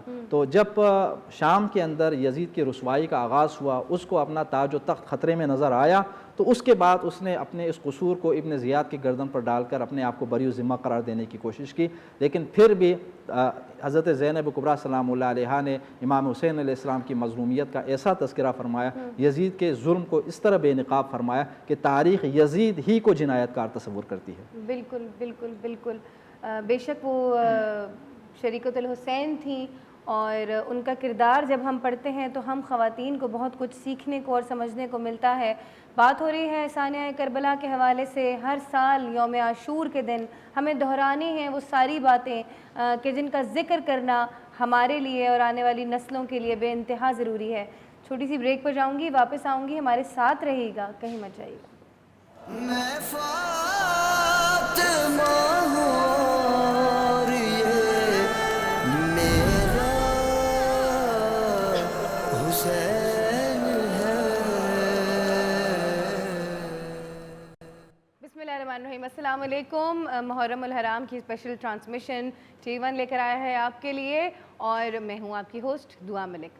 جناب، کل کی طرح آج دوبارہ سے حکیم شاہ صاحب ہمارے ساتھ موجود ہیں اور بنا رہے ہیں ایک نیا نسخہ جو کہ ہمارے ساتھ شیئر کریں گے اور ہم بھی اس سے مستفید ہوں گے۔ حکیم صاحب بتائیے گا کیا بنا رہے ہیں آج؟ دیکھیں، بہت دیرینہ مسئلہ ہے، چاہے وہ لڑکیاں ہوں یا لڑکے ہوں، بالوں کا مسئلہ سب کے ساتھ ہوتا ہے۔ بہت زیادہ بال گر رہے ہوتے ہیں، بال پتلے ہو رہے ہوتے ہیں، بعض کے فرنٹ خالی ہو رہا ہوتا ہے، بیک خالی ہو رہا ہوتا ہے، بالوں کے دو منہ ہو رہے ہوتے ہیں، اور کوشش سے بھی بال بڑھتے نہیں ہیں۔ اگر واش روم میں جاتے ہیں تو وہاں بال ہوتے ہیں، رات کو سوتے ہیں تو بیڈ پہ بال ہوتے ہیں، یوں کھینچتے ہیں تو لٹیں نکل رہی ہوتی ہیں، کیوں لٹیں نکل رہی ہوتی ہیں۔ بعض خواتین مدر فیٹ پہ ہوتی ہیں، ان کے بال گر رہے ہوتے ہیں، بعض ڈائبٹک پیشنٹ ہوتے ہیں، اس کے بال گر رہے ہوتے ہیں، ڈپریشن سے بھی گرتے ہیں، ذہنی سوچ سے بھی گرتے ہیں، اور ملیریا، ٹائیفائڈ یا کوئی ریزن کی وجہ سے ڈینگی ہو گیا، اس کی وجہ سے بھی بال گر رہے ہوتے ہیں. تو کسی بھی ریزن کی وجہ سے اگر بال گر رہے ہوں آپ کے، تو آپ اسے ایک آئل بنانا میں آپ لوگوں کو سکھا رہا ہوں، آپ اس سے بنائیے گا، اپنی مشکل آسان کر دیجیے گا. کیونکہ یہ ان لوگوں کے لیے بھی بہتر ہے جن کو ایلوپیشیا ہو جاتا ہے، بال چھڑ ہو جاتی ہے، ایسے گول نشان بن رہے ہوتے ہیں. وہ بہت مشکل ایک مرحلہ ہوتا ہے. اور کچھ لوگ کھارا پانی یوز کرتے ہیں جس کی وجہ سے ان کا ماتھا چوڑا ہو رہتا ہے، یعنی ماتھے سے بھی بال ختم ہو رہے ہوتے ہیں، بال پیچھے ہٹ رہے ہوتے ہیں. مانگ نکالتے ہیں تو چوڑی مانگ نکلتی ہے. اور بعض لوگ 35 سال سے کم عمر کے جو ہوتے ہیں جن کے بال وائٹ ہو رہے ہوتے ہیں، تو یہ وہ بھی استعمال کر سکتے ہیں. اگر 35 سال سے زیادہ عمر ہے، یہ وائٹ کو بلیک تو نہیں کرے گی لیکن مزید وائٹ ہونے سے روکے گی. اچھا، کھارے پانی میں ڈالنے کے لیے کوئی ایسی چیز نہیں ہوتی کہ جو شاید اس کا ایک ایسیڈیٹی ہوتی ہے اس میں جو نہیں، ایسی کچھ بھی نہیں ہوتی ہے. آپ کوشش کیجئے لائن کا پانی آتا ہو تو وہ زیادہ رہتا ہے، سوٹ کرتا ہے. لیکن اس آئل کی ایک خوبی ہے کہ یہ وہ بھی استعمال کر سکتے ہیں تاکہ یہ بال گرنا، دیکھیں ہر ایک انسان کا مسئلہ بنا ہوا ہے، کیونکہ آج کل بچوں کے بھی بال گر رہے ہیں. بالکل، کیونکہ اسٹریس اتنا زیادہ ہوا ہے، سوچیں زیادہ ہوئی ہیں. ڈائبٹک پیشنٹ کے بال گر رہے ہوتے ہیں. اچھا، پی سی او پولیسسٹک اووری جن کو ہے ان کے بال گر رہے ہوتے ہیں. بچیوں کے تو بیچاریوں کے بال ہی سارے ختم ہو جاتے ہیں. ٹھیک ہے نا. تو ایک بہت ہی آسان نسخہ میں بتا رہا ہوں، آپ اسے استعمال کیجئے، اپنی مشکل کو آسان کر لیجئے. اس میں جو سب سے پہلی چیز ہم ڈال رہے ہیں 12 بیجوں کا تیل، روغن 12 تخم. صحیح ہے، صحیح ہے. یہ آپ نے لینا ہے آدھا پاؤ. صحیح ہے. آپ مہندی سر پہ لگاتے ہیں، یہ مہندی کے بیجوں کا تیل ہے. اچھا. یہ آپ نے لینا ہے آدھا پاؤ، یعنی 120 ml، 120 ml. مہندی کے بیجوں کا تیل. تل کھاتے ہیں، یہ تل کے تیل ہے. یہ تل کا تیل. اچھا، تل کا تیل بھی بڑا مفید ہے. یہ بھی آپ نے آدھا پاؤ لینا ہے. کل بھی ہم نے اسی کا بنایا تھا نا. جی. یہ کدو کے بیج ہوتے ہیں. اچھا، کدو کے بیج. صحیح ہے، صحیح ہے. یہ آپ نے لینا 30 ml، 30 ml. تھوڑا لینا ہے، 30 ml لینا ہے. یہ تینوں تیل 120 ml ہے، یعنی آدھا پاؤ. یہ 30 ml لیا. یہ کلونجی کا تیل ہے، تینوں کا بڑے والوں کا چوتھائی حصہ ڈالنا ہے. جی ہاں، کلونجی کا تیل. کلونجی کا تیل، اوئے ہوئے زبردست. یہ تو بہت ہی کارآمد ہوتا ہے. یہ ہے روغن اکثیر زلف. اکثیر زلف. نام ہی ایسا ہے. یہ بھی 30 ml لینا ہے، 30 ml. یہ تمام چیزیں آسانی سے پنساری کے پاس مل جاتی ہیں. ٹھیک ہے. اور اس میں ہم یہ ایک بوٹی آتی ہے رتن جوت. رتن جوت. جی ہاں، رتن جوت بوٹی. صحیح ہے. یہ ہم نے لیا ڈالیں گے 1 چمچ کے برابر. مہندی کے پتے، سوری، بیری کے پتے. بیری کے پتے بھی میں نے سنا ہے، یہ بھی ہم نے لیا 1 چمچ کے برابر. اور اس میں ہم ڈالیں گے آنکھوں میں جو لگاتے ہیں سرما. اچھا. جی ہاں، یہ بھی ہم 1 چمچ ڈالیں گے. اور اسے 1 گھنٹہ دھوپ میں رکھ لیں. آپ کا تیل تیار ہو گیا. اور یہ تیل صرف بالوں کی جڑوں میں لگائیں گے. 2 گھنٹے کے بعد دھو لیں گے، یا رات کو لگا لیں گے، صبح دھو لیں گے. 1 دن چھوڑ کے کرنا ہے یہ. اور آپ دیکھیے گا پہلے ہی 10-15 دنوں میں بال آپ کے مکمل طور پہ گرنا بند ہو جائیں گے. جیسے بال پتلے ہو رہے ہوتے ہیں وہ آپ کے موٹے ہونے شروع ہو جائیں گے. سر خالی خالی ہو رہا ہوتا ہے، 2 منہ ہو رہے ہوتے ہیں، یہ سب ٹھیک ہونا شروع ہوگا. اور بال گھنے ہونا شروع ہوں گے. یہ ان کے لیے بھی بہتر ہے جن کے سر پہ خشکی کی ایک پرت سی جم جاتی ہے، ایچنگ، خارش ہوتی ہے اور خشکی بہت زیادہ ہو رہی ہوتی ہے. یہ اسے بھی دور کرے گی. بال آپ کے تیزی سے ری گروتھ ہوں گے. جیسے بال گردن تک ہیں تو کمر تک آئیں گے، کمر تک ہیں تو گھٹنوں تک آ جائیں گے. لیکن اس میں تھوڑا سا ٹائم لگے گا. آپ اسے یوز کیجئے گا کیونکہ یہ وہ چیزیں ہیں جو میری اپنی بیٹیاں یوز کر رہی ہیں. آپ کی بڑی شیشی لائے ہیں تو ذرا میں ٹیم کو بولوں گی کہ مجھے ڈال کے دے دیں. جی بالکل، یہ بہت سخت ضرورت ہے آج کل. مجھے یہ بتائیں کہ ہفتے میں کتنے دن لگا سکتے ہیں؟ ہفتے میں 3 بار. ہفتے میں 3 بار اس کو لگا سکتے ہیں. صرف 2 گھنٹہ لگا لیں. اگر ٹائم نہیں ہے آپ کے پاس تو 2 گھنٹہ لگا لیں. بالوں کو آکسیجن ملنی ضروری ہے. زیادہ تر تیل لگا کے میں نہیں رکھواتا.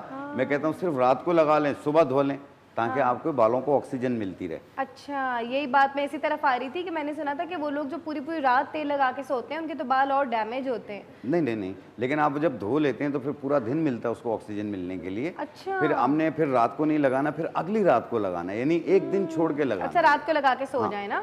ٹھیک ہے. اور یہ جو تیل میں نے بنا کر دکھایا یہ تقریباً 3-4 مہینے چل جائے گا. یہ 3-4 مہینے ایک ہی بوٹل آپ بنائیں گے. اچھا، تیل لگانے کا طریقہ کیا ہوتا ہے؟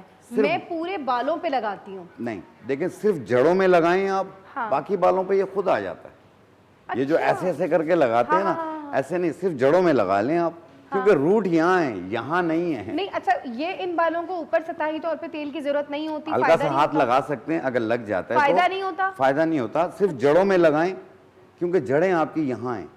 صحیح. آپ درخت کے پتوں کو پانی نہیں دیتی ہیں, درخت کی جڑ کو پانی دیتی ہیں. ہاں, ٹھیک ہے کیا نا. مثال دی تو آپ. یہ آپ دیکھیے گا, کیونکہ میری بیٹی 4 سال کی ہے, اس کے بال یہ کمر سے بھی نیچے تک ہے, ماشاء اور وہ بھی یہی یوز کرتی ہے, اور میری بڑی بیٹیاں بھی یہی یوز کر رہی ہیں, ماشاء اور اللہ, سب کے بال اچھے ہیں. ماشاء اللہ, ماشاء اور اللہ. بالوں کی کمپلین جو ہے وہ آپ کی اس سے دور ہو جائے گی, اور اسے سال کے 12 مہینے آپ یوز کر سکتے ہیں. نقصان دہ چیز اس میں کوئی ایسی چیز نہیں ہے. اور جن کے بال وائٹ ہو رہے ہوتے ہیں وہ ایک اخروٹ توڑ کے صبح نہار منہ روزانہ کھائیں, کم سے کم 6-7 مہینے تک. آپ دیکھیے سائنس گا, کی وجہ سے بھی ہوتے ہیں وائٹ. دیکھیں سائنسائٹس الرجی کی وجہ سے بھی بال وائٹ ہو رہے ہوتے ہیں.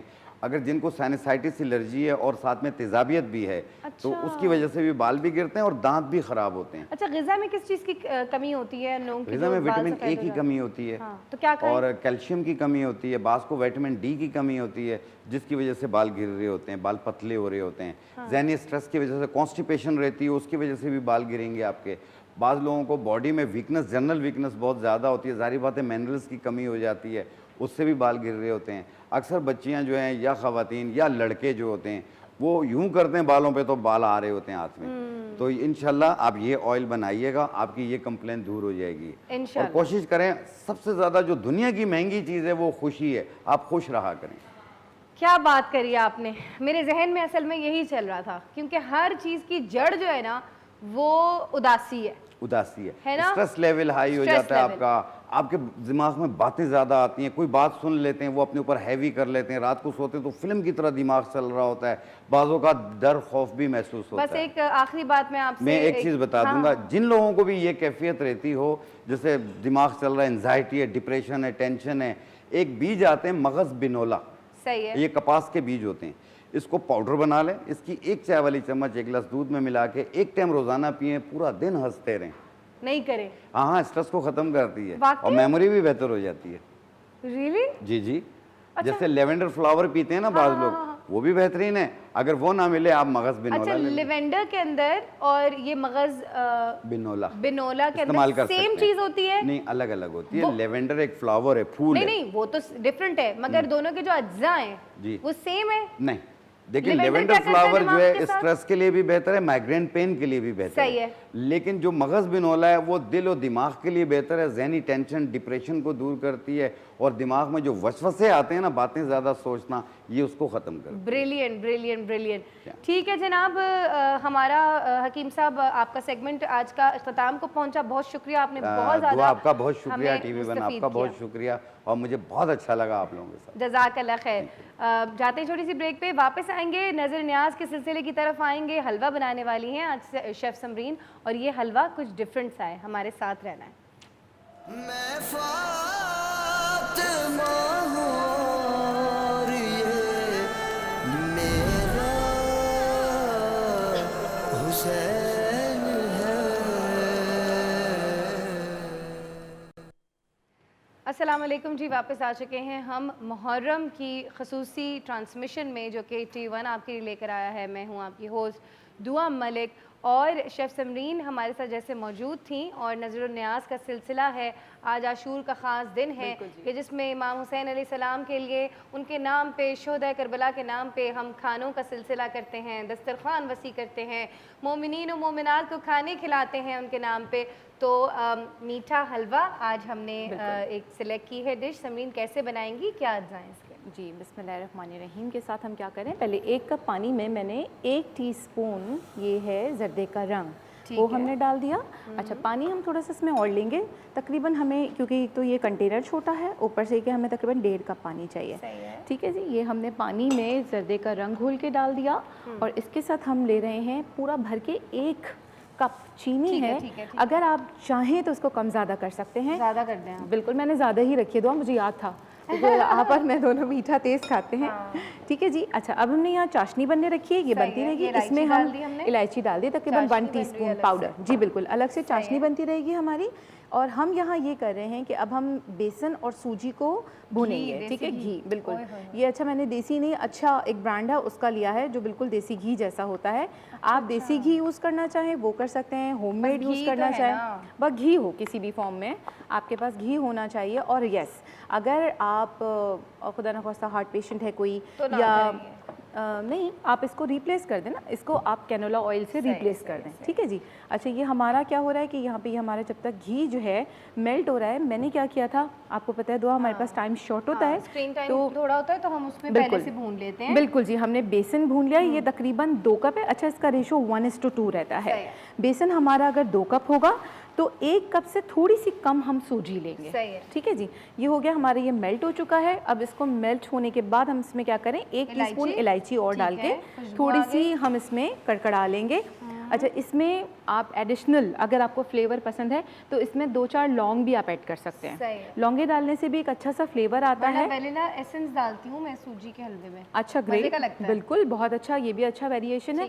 हम इसमें डालेंगे केवड़ा एसेंस। ओह वाह, ठीक है, लेकिन वो ऑब्वियसली आपको पता है एसेंस जो होता है वो एंड में ही डलता है। अच्छा, जब हमारी खुशबू आने लगे इलायची की, बिल्कुल हल्की आंच पे करके, फिर आपने एट ए टाइम, क्योंकि ये दोनों चीज़ें भुनी हुई हैं हमारे पास ना, तो हमें तो इतना टाइम नहीं लगेगा। बिल्कुल जी, बिल्कुल ऐसे ही है। अच्छा, एक चीज़ और, जब आप इसको भून रहे हैं ना, भूनने से पहले आपने इसको मेक श्योर करना है कि आप इसको अच्छी तरह छान लें। सही है। छानने से ये होता, देखिए इसमें फिर वो गुठलियाँ नहीं बनती, फुटकियाँ। जब आप बेसन लेकर आते हैं ना फ्रेश, तो उसमें आप तो भून चुकी हैं ना? मैं भून चुकी हूँ, बिल्कुल। मैंने कहा भूनने से पहले मैंने इसको छाना था। अच्छा, जितना आप अच्छे से इसको छानेंगे, 2 से 3 बार छानें, तो आपका जो मिक्सचर है या बेसन है वो बड़ा स्मूथ रहेगा। ठीक है जी। अच्छा, इसको 2 तरीके हैं भूनने के भी। एक तो ये है कि आपने बेसन को सिंपल अलग से, जिस तरह ये हमारे पास वॉक है, कोई भी कंटेनर है, आपने वो लिया और उसमें उसको भून लिया। सही है। सिंपल, कुछ भी नहीं डाला। ठीक है जी। और सूजी आपने अलग भून ली, जैसे मैंने भून के अलग अलग रखी थी। ठीक है, ठीक है। अच्छा, दूसरा तरीका इसका ये है, साथ घी में अब जैसे डाला है ना इस पोजीशन पे, तो आप इसमें दोनों चीज़ें कच्ची, लेकिन इसमें जान बहुत लगती है, बहुत आपको जोर लगाना पड़ता है, क्योंकि हम तो यहाँ थोड़ी क्वांटिटी में बना रहे हैं, राइट। घर में जो बनता है वो यूजुअली ज़्यादा बन रहा होता है ना, तो ज़्यादा क्वांटिटी में। ये देखने तो इसमें ये स्मूथ सा हो रहा है, बिल्कुल। तो हम इसको अच्छी तरह, जी हाँ, अच्छी तरीके से करेंगे जी। अच्छा, जब आपका ये हो जाएगा, खुशबू अच्छी सी आएगी। अच्छा, एक चीज़ और बताऊँ, सूजी जो है वो हमारी जल्दी से भुन जाती है, हार्डली 5 से 6 मिनट में, बेसन देन में। तो इट्स बेटर कि आप दोनों को अलग अलग भूनें, आपकी मेहनत भी कम लगेगी, क्योंकि घी में डाल के भूनेंगे तो वो कोई चीज़ कच्ची ना रह जाए, फिर एफर्ट ज़्यादा लगेगी। ठीक है जी। अच्छा, इसको थोड़ा सा हम वेट करें। चाशनी हमारी जो है ना, वैसे तो इसमें ये होता है कि जी, सूखा दूध तो हम उसको खोए के सब्स्टिट्यूट के तौर पे बताएंगे। हाँ, क्योंकि बहुत सारे हमारे ऐसे इलाके हैं पाकिस्तान में और इवन इंटरनेशनली, वहाँ खोया नहीं मिलता। हाँ, खोया नहीं मिलता। वजह क्या होती है इसकी?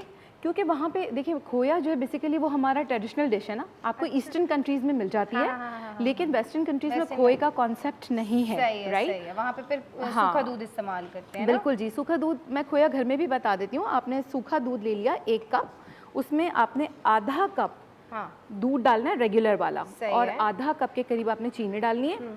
सिर्फ 30 सेकंड के लिए माइक्रोवेव में रखें, निकालें, आपका खोया तैयार है।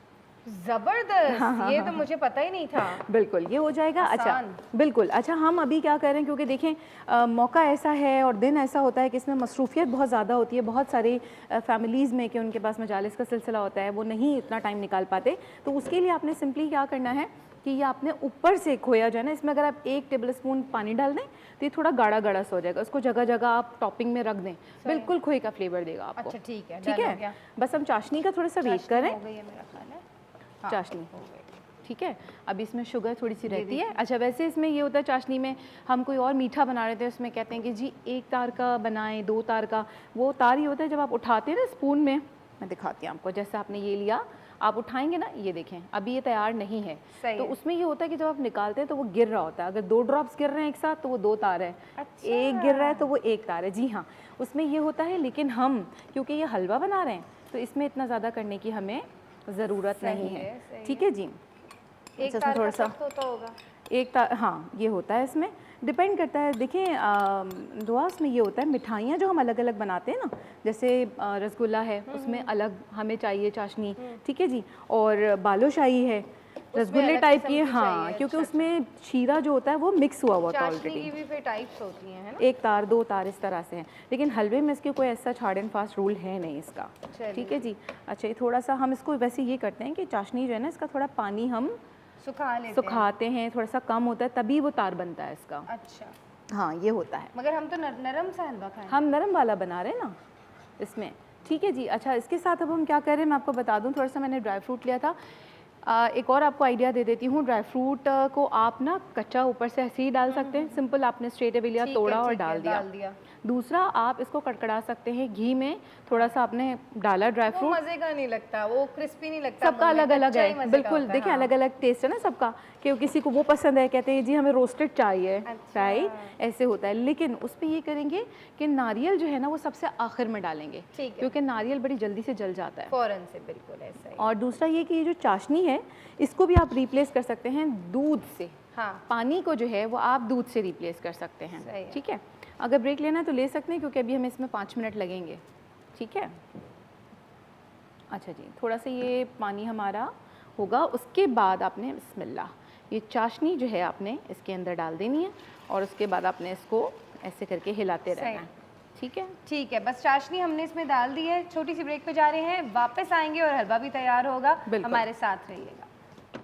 میں فاطمہ ہوں اور یہ میرا حسین ہے. بسم اللہ الرحمن الرحیم. واپس آ چکے ہیں ہم. محرم الحرام کی اسپیشل نشریات ہیں. آج ذکر کربلا ہوا ہے. تمام شہداء کربلا کا ذکر کیا ہے ہم نے, واقعات سنے ہیں, ان کے صبر و تحمل اور ان کی قربانیوں کا ذکر ہوا ہے. اس وقت اس سیگمنٹ میں میرے ساتھ موجود ہیں حمیرہ صاحبہ, جو کہ بہترین نسخے ہم کو بتاتی ہیں, ہماری صحت کے حوالے سے, ہماری اسکن کے حوالے سے ہمیں مستفید کرتی ہیں. مگر آج حمیرہ جو ہیں وہ ایک ایسی ریسیپی بتانے والی ہیں جو کہ ہماری صحت کے لیے بہت اچھی ہے, اور آج کے دن کی خصوصیت سے, آج کے دن کے مطابق نظر و نیاز میں بھی کام آئے گی. جی حمیرہ, کیا بنا رہی ہیں آج؟ السلام علیکم. وعلیکم. میں شربت بنا رہی ہوں, کیونکہ ظاہر سی بات ہے, میں نے آپ سے کہا تھا کہ 8 محرم سے ہی ہمارا اسٹارٹ ہو جاتا ہے کہ ہم نظر و نیاز میں جو ہے وہ شربت کا جو ہے اہتمام زیادہ کرتے ہیں.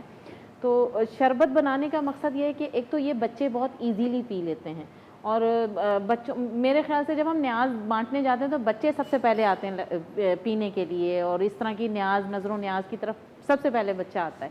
تو ان کو سوچتے ہوئے میں نے ایک ایسا ڈرنک بنا رہی ہوں کہ بچوں کی صحت کے لیے بھی اچھا ہے اور بڑوں کے لیے بھی بہت اچھا ہے. اس شربت کے بنانے کا مقصد صرف اتنا ہے کہ ایک تو جب ہم شربت پی رہے ہیں تو ہم ہیلتھ کے حساب سے بھی رہیں. ہیلتھ کا حساب یہ ہے کہ یہ ان لوگوں کے لیے بھی مفید ہے. بادام کا شربت میں بنا رہی ہوں, یہ ان لوگوں کے لیے بھی مفید ہے جن لوگوں کو لیور کا پرابلم رہتا ہے, جن لوگوں کو ہاضمے کا پرابلم رہتا ہے, ایسیڈیٹی بہت زیادہ ہو جاتی ہے. تو یہ اسی لیے میں شربت بنا رہی ہوں تاکہ آپ کی ایسیڈیٹی کو بھی یہ کنٹرول کر لے اور آپ کی ہیلتھ کو بھی. بادام کا شربت جو آپ کو پتہ ہے دماغ کے, جو بچے دماغی کام زیادہ کرتے ہیں یا جو بڑے حضرات جو بھی ہیں جو دماغ کا کام زیادہ جن کا ہوتا ہے, تو وہ بادام کا استعمال کرتے ہیں. تو اس میں ہم بادام دودھ کا جو شربت ہوتا ہے, دودھ اور بادام کا, سمپل اس میں کچھ نہیں ہے. اگر آپ وہ چاہیں وہ لال شربت وہ اس میں ایڈ کر سکتے ہیں, میں نے نہیں کیا ہے, لیکن اگر وہ کر لیں تو اور ٹیسٹی ہو جائے گا. تھوڑا سا اس میں پھر شوگر کی ضرورت نہیں ہوگی.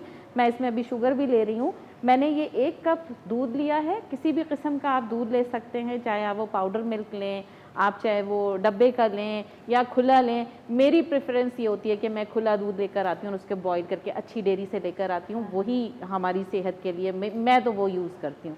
تقویت ہوتی ہے اس میں. بالکل بالکل.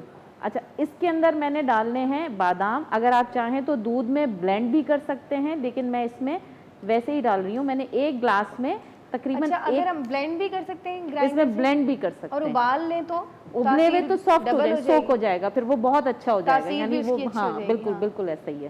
تو میں نے اس میں 1 چمچ جو ہے وہ بادام لیے ہیں, کٹے ہوئے بادام, اور یہ ہاتھ سے کوٹیں, اس کو بالکل اس کو کرش نہیں کیا ہے کسی بھی مشین سے.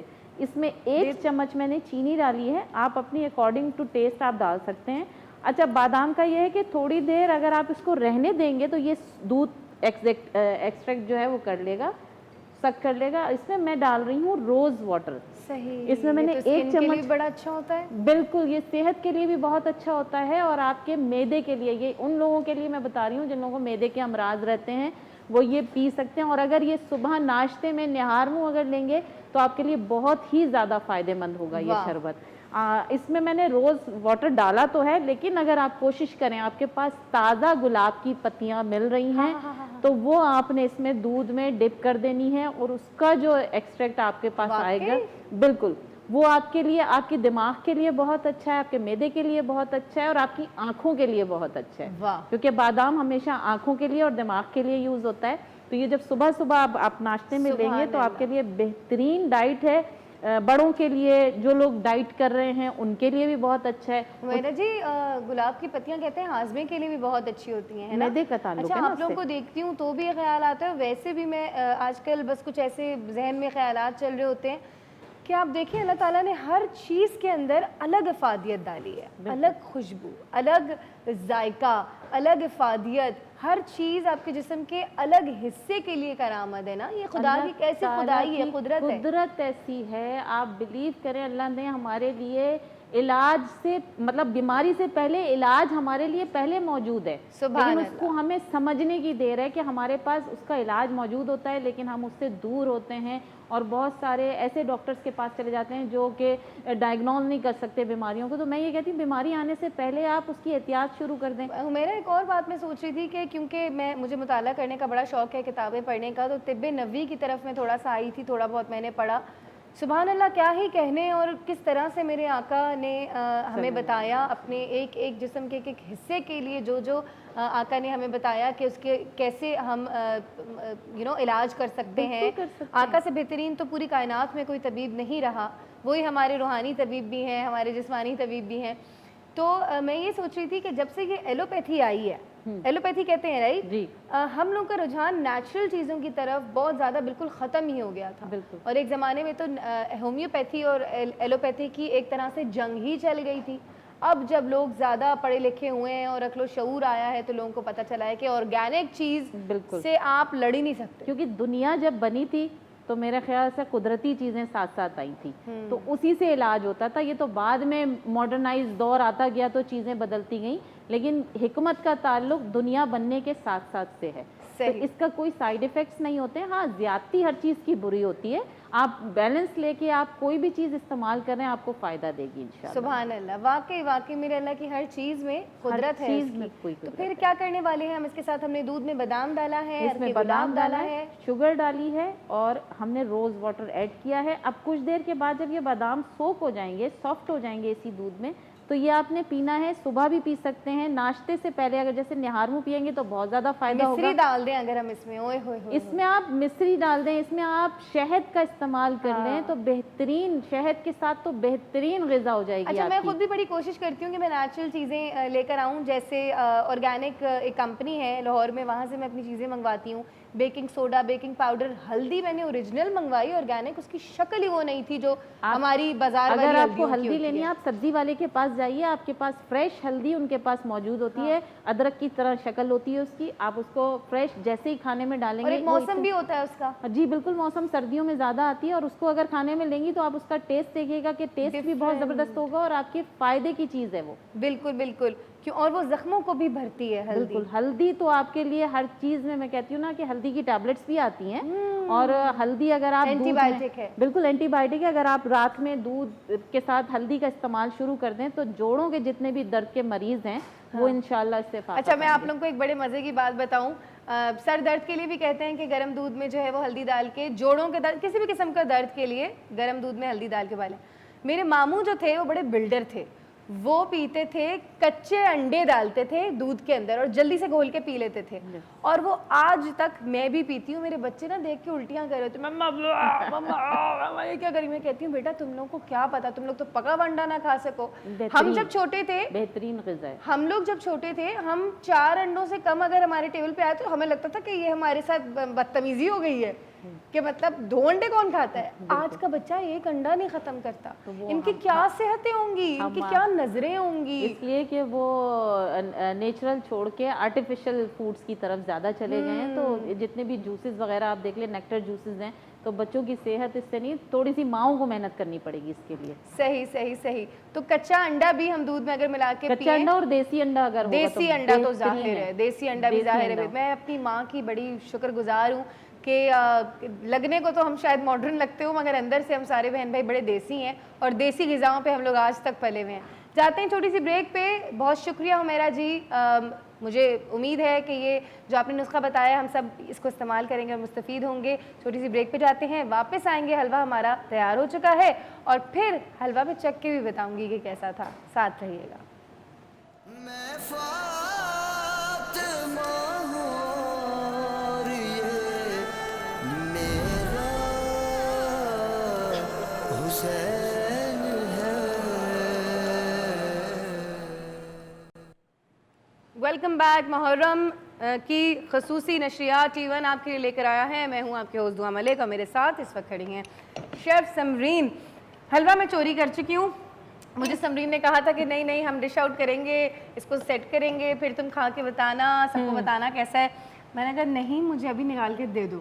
میں وہ والا بچہ ہوں, سمرین کو پتہ ہے کہ مجھے ہمیشہ کھانا نا مطلب سب سے پہلے چاہیے ہوتا ہے. اور وہ ارمان رمضان میں پورے نہیں ہو سکے تھے تو آج کیونکہ روزہ نہیں ہے اس لیے دعا نے کہا چلیں جی, اس لیے آج سمرین نے بھی مجھے منع نہیں کیا. بالکل. حلوہ اتنے کوئی مزے کا ہے, تھینک یو سو مچ. کوئی مزے کا, ایسی نا مطلب سکون اور ٹھنڈ محسوس ہوئی ہے مجھے میٹھا کھانے کے بعد. ہاں ویسے میٹھا آپ کو پتہ ہے یہ اسٹریس کا اپوزٹ ہوتا ہے نا, ڈیزرٹ. جی جی جی. تو اسی لیے جب آپ کو اسٹریس ہو رہا ہے, انزائٹی ہو رہی ہے, تو آپ میٹھا کھائیں, آپ کا جو انزائٹی لیول ہے وہ ایک دم سے ڈاؤن ہو جاتا ہے. بالکل بالکل ایسا ہی ہے. اور یہ حلوہ تو بڑا صحت مند بھی ہوگا. بالکل جی بالکل. اور اچھا ایک چیز میں یہاں بتا دوں کہ دیکھیں میں ویٹ کر رہی تھی کہ ہمارے بریک سے تو میں دکھاؤں. اب دیکھیں یہ حلوہ تیار ہونے کی پہچان ہے کہ جب یہ ریڈی ہو جائے گا تو یہ سائڈیں خود چھوڑ کر یہ بالکل سینٹر میں آ کے ایسے گولا سا بن جائے گا. یہ دیکھیں کہیں پہ بھی چپکے گا نہیں, ٹھیک ہے. اگر آپ کو اس کو تھوڑا سا سافٹ اور رکھنا ہے, لائک نرم, تھوڑا واٹری سا, تو آپ اس کو اس پوزیشن پہ تھوڑا سا اس میں دودھ ایڈ اور کر سکتے ہیں. ہاں, اور پھر اس کو بالکل سافٹ جیسے گیلا حلوہ جسے کہا جاتا ہے. دم بھی تو لگاتے ہیں, میری والدہ دم لگا دیتی ہیں. الگ الگ طریقے ہیں دعا, بہت سارے طریقے ہیں. اب یہ حلوہ اس کے اندر اسی میں ہم جو میں نے چاشنی بنائی ہے اس میں چاشنی نہیں بنتی, ایک اور جو میں بناتی ہوں اس میں ایگز ہوتے ہیں, 4 ایگز ہوتے ہیں, آدھا لیٹر دودھ, اس کو پھیٹا, جو بھی آپ بتا رہی تھی نا, میں سن رہی تھی آپ کی بات. اور جب بیسن اور سوجی بھن گئی تو آپ نے وہ ڈالا. جب آپ اس کو بھوننے کے بعد اس پوزیشن پہ آئے گا نا, یو وانٹ بلیو, آپ کو لگے گا کہ آپ مونگ پھلی کا حلوہ کھا رہی ہیں. اوئے ہوئے وہ اتنا مزے کا بنتا ہے, امیجنیشن ہی پہنچ جاتی ہے نا. وہ مجھے پتا ہے, جبھی میں نے آپ کو بتا دیا. اچھا دیکھیں یہ اس پوزیشن پہ جب آ جائے گا تو تھوڑا سا میں نے بتا دیا, اگر آپ کو تھوڑا سا گیلا رکھنا ہے تو اس پوزیشن پہ تھوڑا سا دودھ ڈال دیں. ہمیں نہیں رکھنا کیونکہ سب کی یہاں فرمائش ہے جی ہمیں سافٹ کھانا ہے لیکن گیلا نہیں کھانا. اچھا کیوڑا دلتا ہوگا بالکل, مگر میری فیملی میں نہیں دلتا, تو میں پہلی دفعہ دیکھ رہی ہوں. اچھا یہ جو ہے روز واٹر ہے. اچھا ہاں روز واٹر بالکل تھوڑا سا, آتی ہوگی اس کی, بہت اچھی سی خوشبو آتی ہے اس کی. بس ہم اس سے زیادہ نہیں ڈالیں گے, تھوڑا سا, کیونکہ الائچی آلریڈی ہم نے ڈالی ہے خوشبو کے لیے. دیکھیں ایسنس ہو جائے گی. ایگزیکٹلی, کچھ بازار کا حلوہ لگ رہا ہے ویسے, ہے نا. بالکل ویسے اسی پیٹرن پہ میں نے وہی. دیکھیں میری کوشش ہوتی ہے کہ آن ایئر جو چیز بتاؤں نا میں آتھینٹک بتاؤں, تاکہ لوگ جو باہر سے لیتے ہیں انہائی جانے آپ کو رمضان کے. ابھی میں نے ایک چینل پہ بنائے, مونسون کے تھا کوئی پروگرام, اس میں نا تو وہاں تو میں نے مسالہ بھی سکھایا تھا, بڑے مسالہ, وہ تو بس ہٹ ہو گیا. اچھا جی یہ ہو گیا ہمارا تیار. اچھا اب ہم کیا کریں گے, اب ہم اس کو ڈش آؤٹ کریں گے. چولہا بند, ٹھیک ہے. ٹھیک ہے جی. اور گیلا کرنا چاہتے ہیں, میں بار بار بتا رہی ہوں آپ کو. وہ بھی تو بنتی ہے, وہ جو سوکھی نہیں, وہ ٹکیاں بنتی ہیں, اس کا طریقہ الگ ہوتا ہے. اس میں چاشنی کی کوانٹٹی زیادہ ہوتی ہے. وہ جو ڈائمنڈس کٹتے ہیں سوکھا حلوہ جو ہوتا ہے اس میں چاشنی کی کوانٹٹی, چینی زیادہ, تبھی تو وہ پھر اس فارم میں سیٹ ہوتا ہے, کڑک جو بنتا ہے نا تھوڑا سا. اچھا چینی زیادہ ہوتی ہے, پانی نہیں, چینی زیادہ ہوتی ہے. ٹھیک ہے جی. اچھا اب اس کو آپ اپنی مرضی سے جس طرح چاہیں آپ اس کو لے کے جاؤں گی. بالکل ٹھیک ہے. تو پھر ہم دوسرے ڈش میں نہیں نکالتے, چھوڑوں گی نہیں. بالکل ٹھیک ہے, آپ لے جائیں. اچھا جی یہ ہو گیا. اب ہم کیا کریں گے, ایسا کرتے ہیں دعا, if you can help me out, آپ مجھے دے سکتے ہیں یہاں پہ یہ سارا کچھ, تاکہ ہم یہاں سے اس کو دکھا بھی دیں نا. اللہ کتنا میں نے گند مچایا ہوا ہے نا بچوں. کوئی بات نہیں ہے, کوئی مسئلہ نہیں ہے.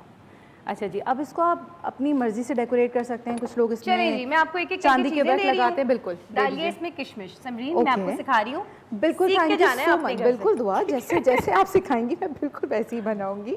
اچھا جی اور بتائیے, یہ وہ والے بادام دیجیے ہمیں.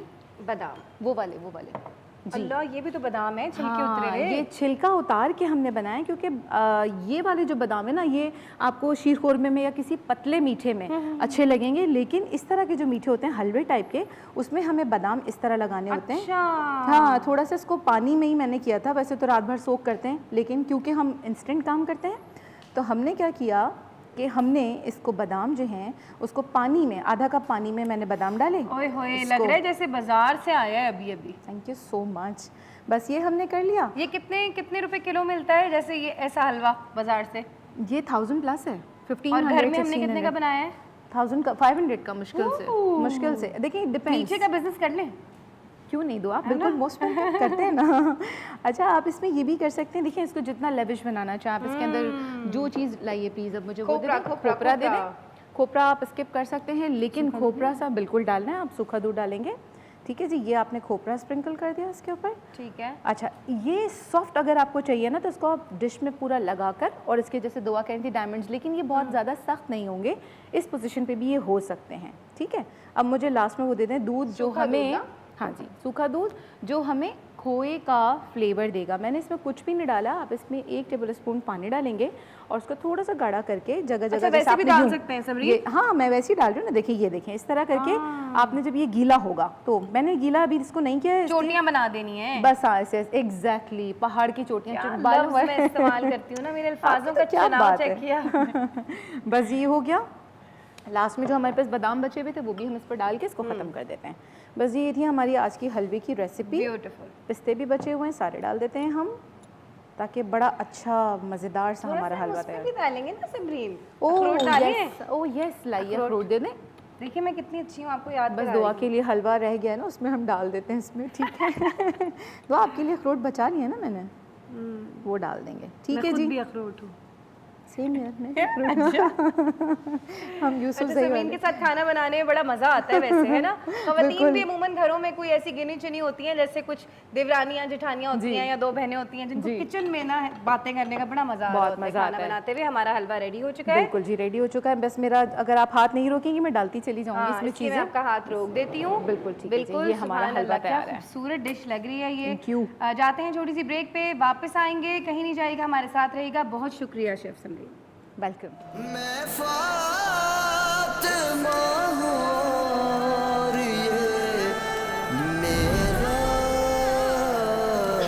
حسین ہے.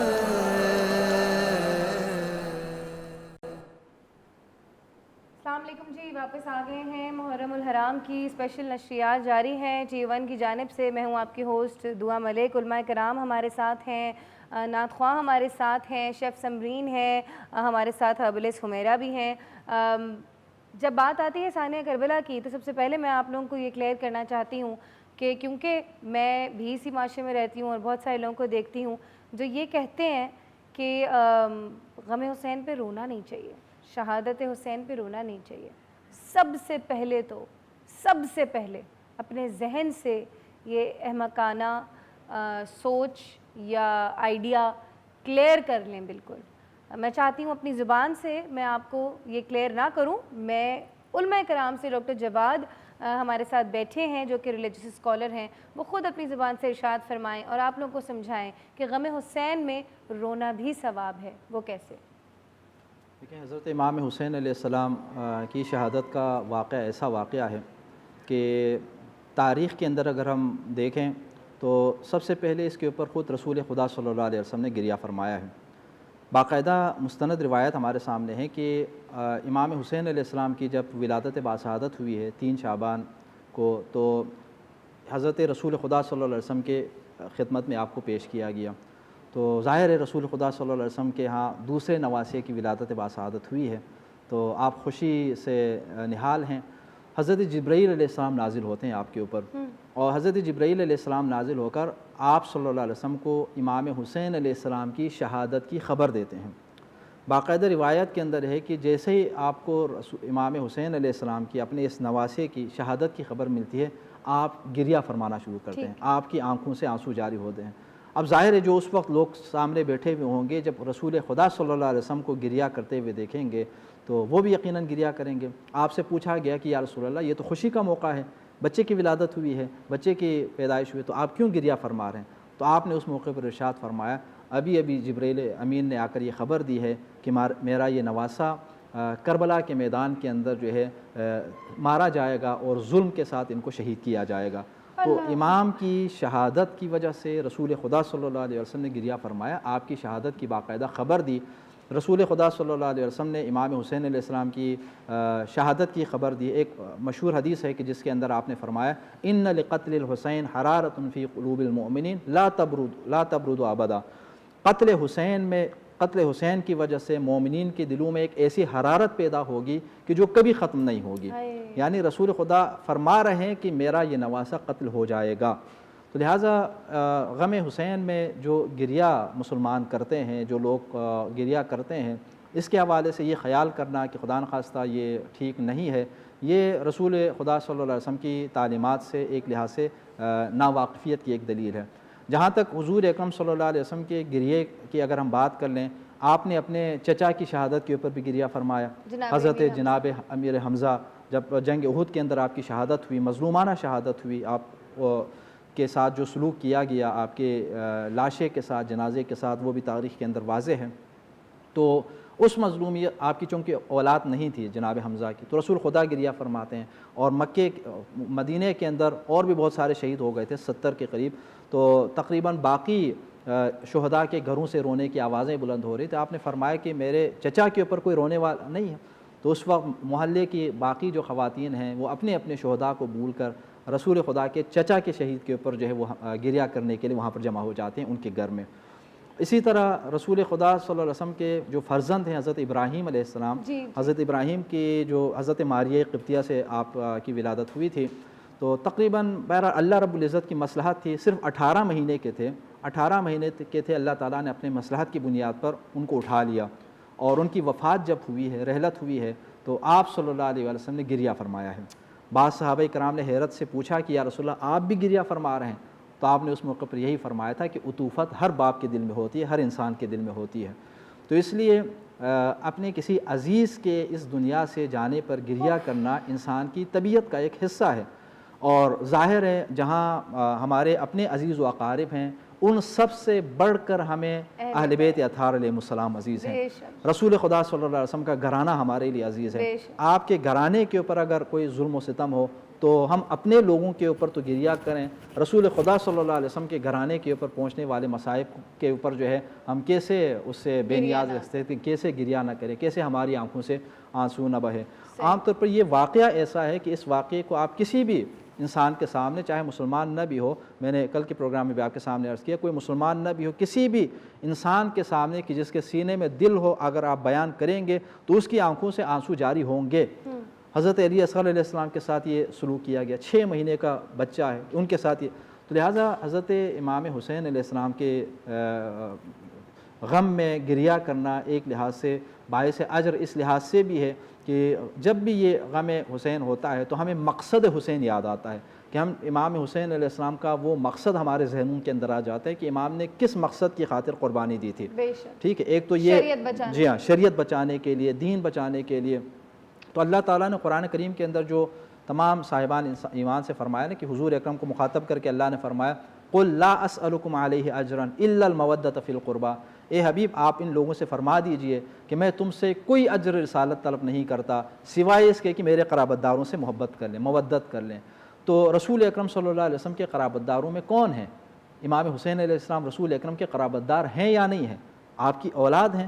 رسول اکرم صلی اللہ علیہ وسلم کے اتنے قریب کہ آپ ان سے اتنی محبت فرماتے کہ اپنی زندگی کے اندر آپ ان کو, امام حسن اور امام حسین علیہ السلام کو اپنے دوش مبارک کے اوپر سوار کر کے آپ مدینے کی گلیوں کے اندر آپ پھرتے تھے. امام حسین علیہ السلام سے آپ اتنی الفت محبت فرماتے تھے کہ روایات کے اندر باقاعدہ یہ ہے, سیرت کی کتابوں کے اندر بھی آپ کو یہ ملے گا, رسول خدا صلی اللہ علیہ وسلم سے امام حسین علیہ السلام بچے تھے, بچپن میں جس طرح بچوں کا ایک مزاج ہوتا ہے, آپ فرماتے کہ نانا جان باقی جو بچے ہیں محلے کے وہ اپنے اپنے ناقوں کے اوپر, اپنے اپنے اونٹوں کے اوپر سوار ہو رہے ہیں, تو میرا بھی دل کرتا ہے, ہمارا بھی دل کرتا ہے کہ ہم بھی سوار ہو جائیں.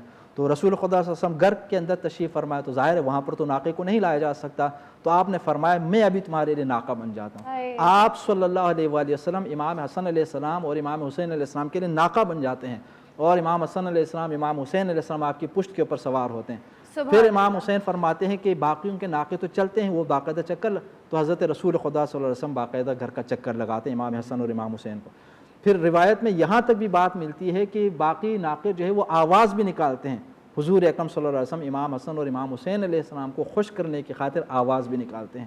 تو اس سے رسول خدا کی اپنے نواسوں کے ساتھ جو محبت ہے، جو الفت ہے، اس کا اندازہ ہوتا ہے۔ بے شک، تو جس کے دل کے اندر رسول خدا کی محبت ہے، اس کے دل کے اندر یقیناً امام حسین علیہ السلام کی محبت ہوگی۔ صحیح۔ اگر رسول خدا اپنے نواسے کے مصیبت کو سن کر، ابھی وہ مصیبت کا واقعہ پیش نہیں آیا، اس کو قبل از وقت سن کر اگر آپ گریہ فرما رہے ہیں تو یہ واقعہ ہو چکا، ہم کیوں نہ گریہ کریں؟ بے شک، بہت خوبصورتی سے سمجھایا آپ نے ڈاکٹر صاحب ہمیں۔ میرے تمام مہمانوں کا بہت شکریہ۔ یہاں پہ نشریات کو اختتام دیتے ہیں۔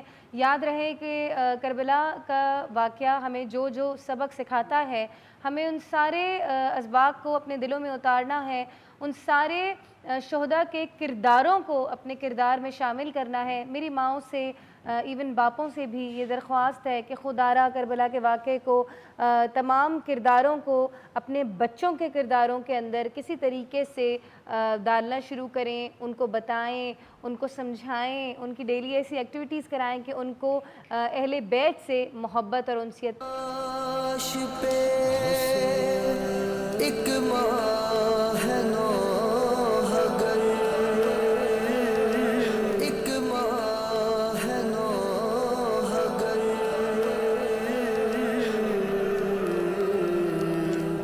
کتنا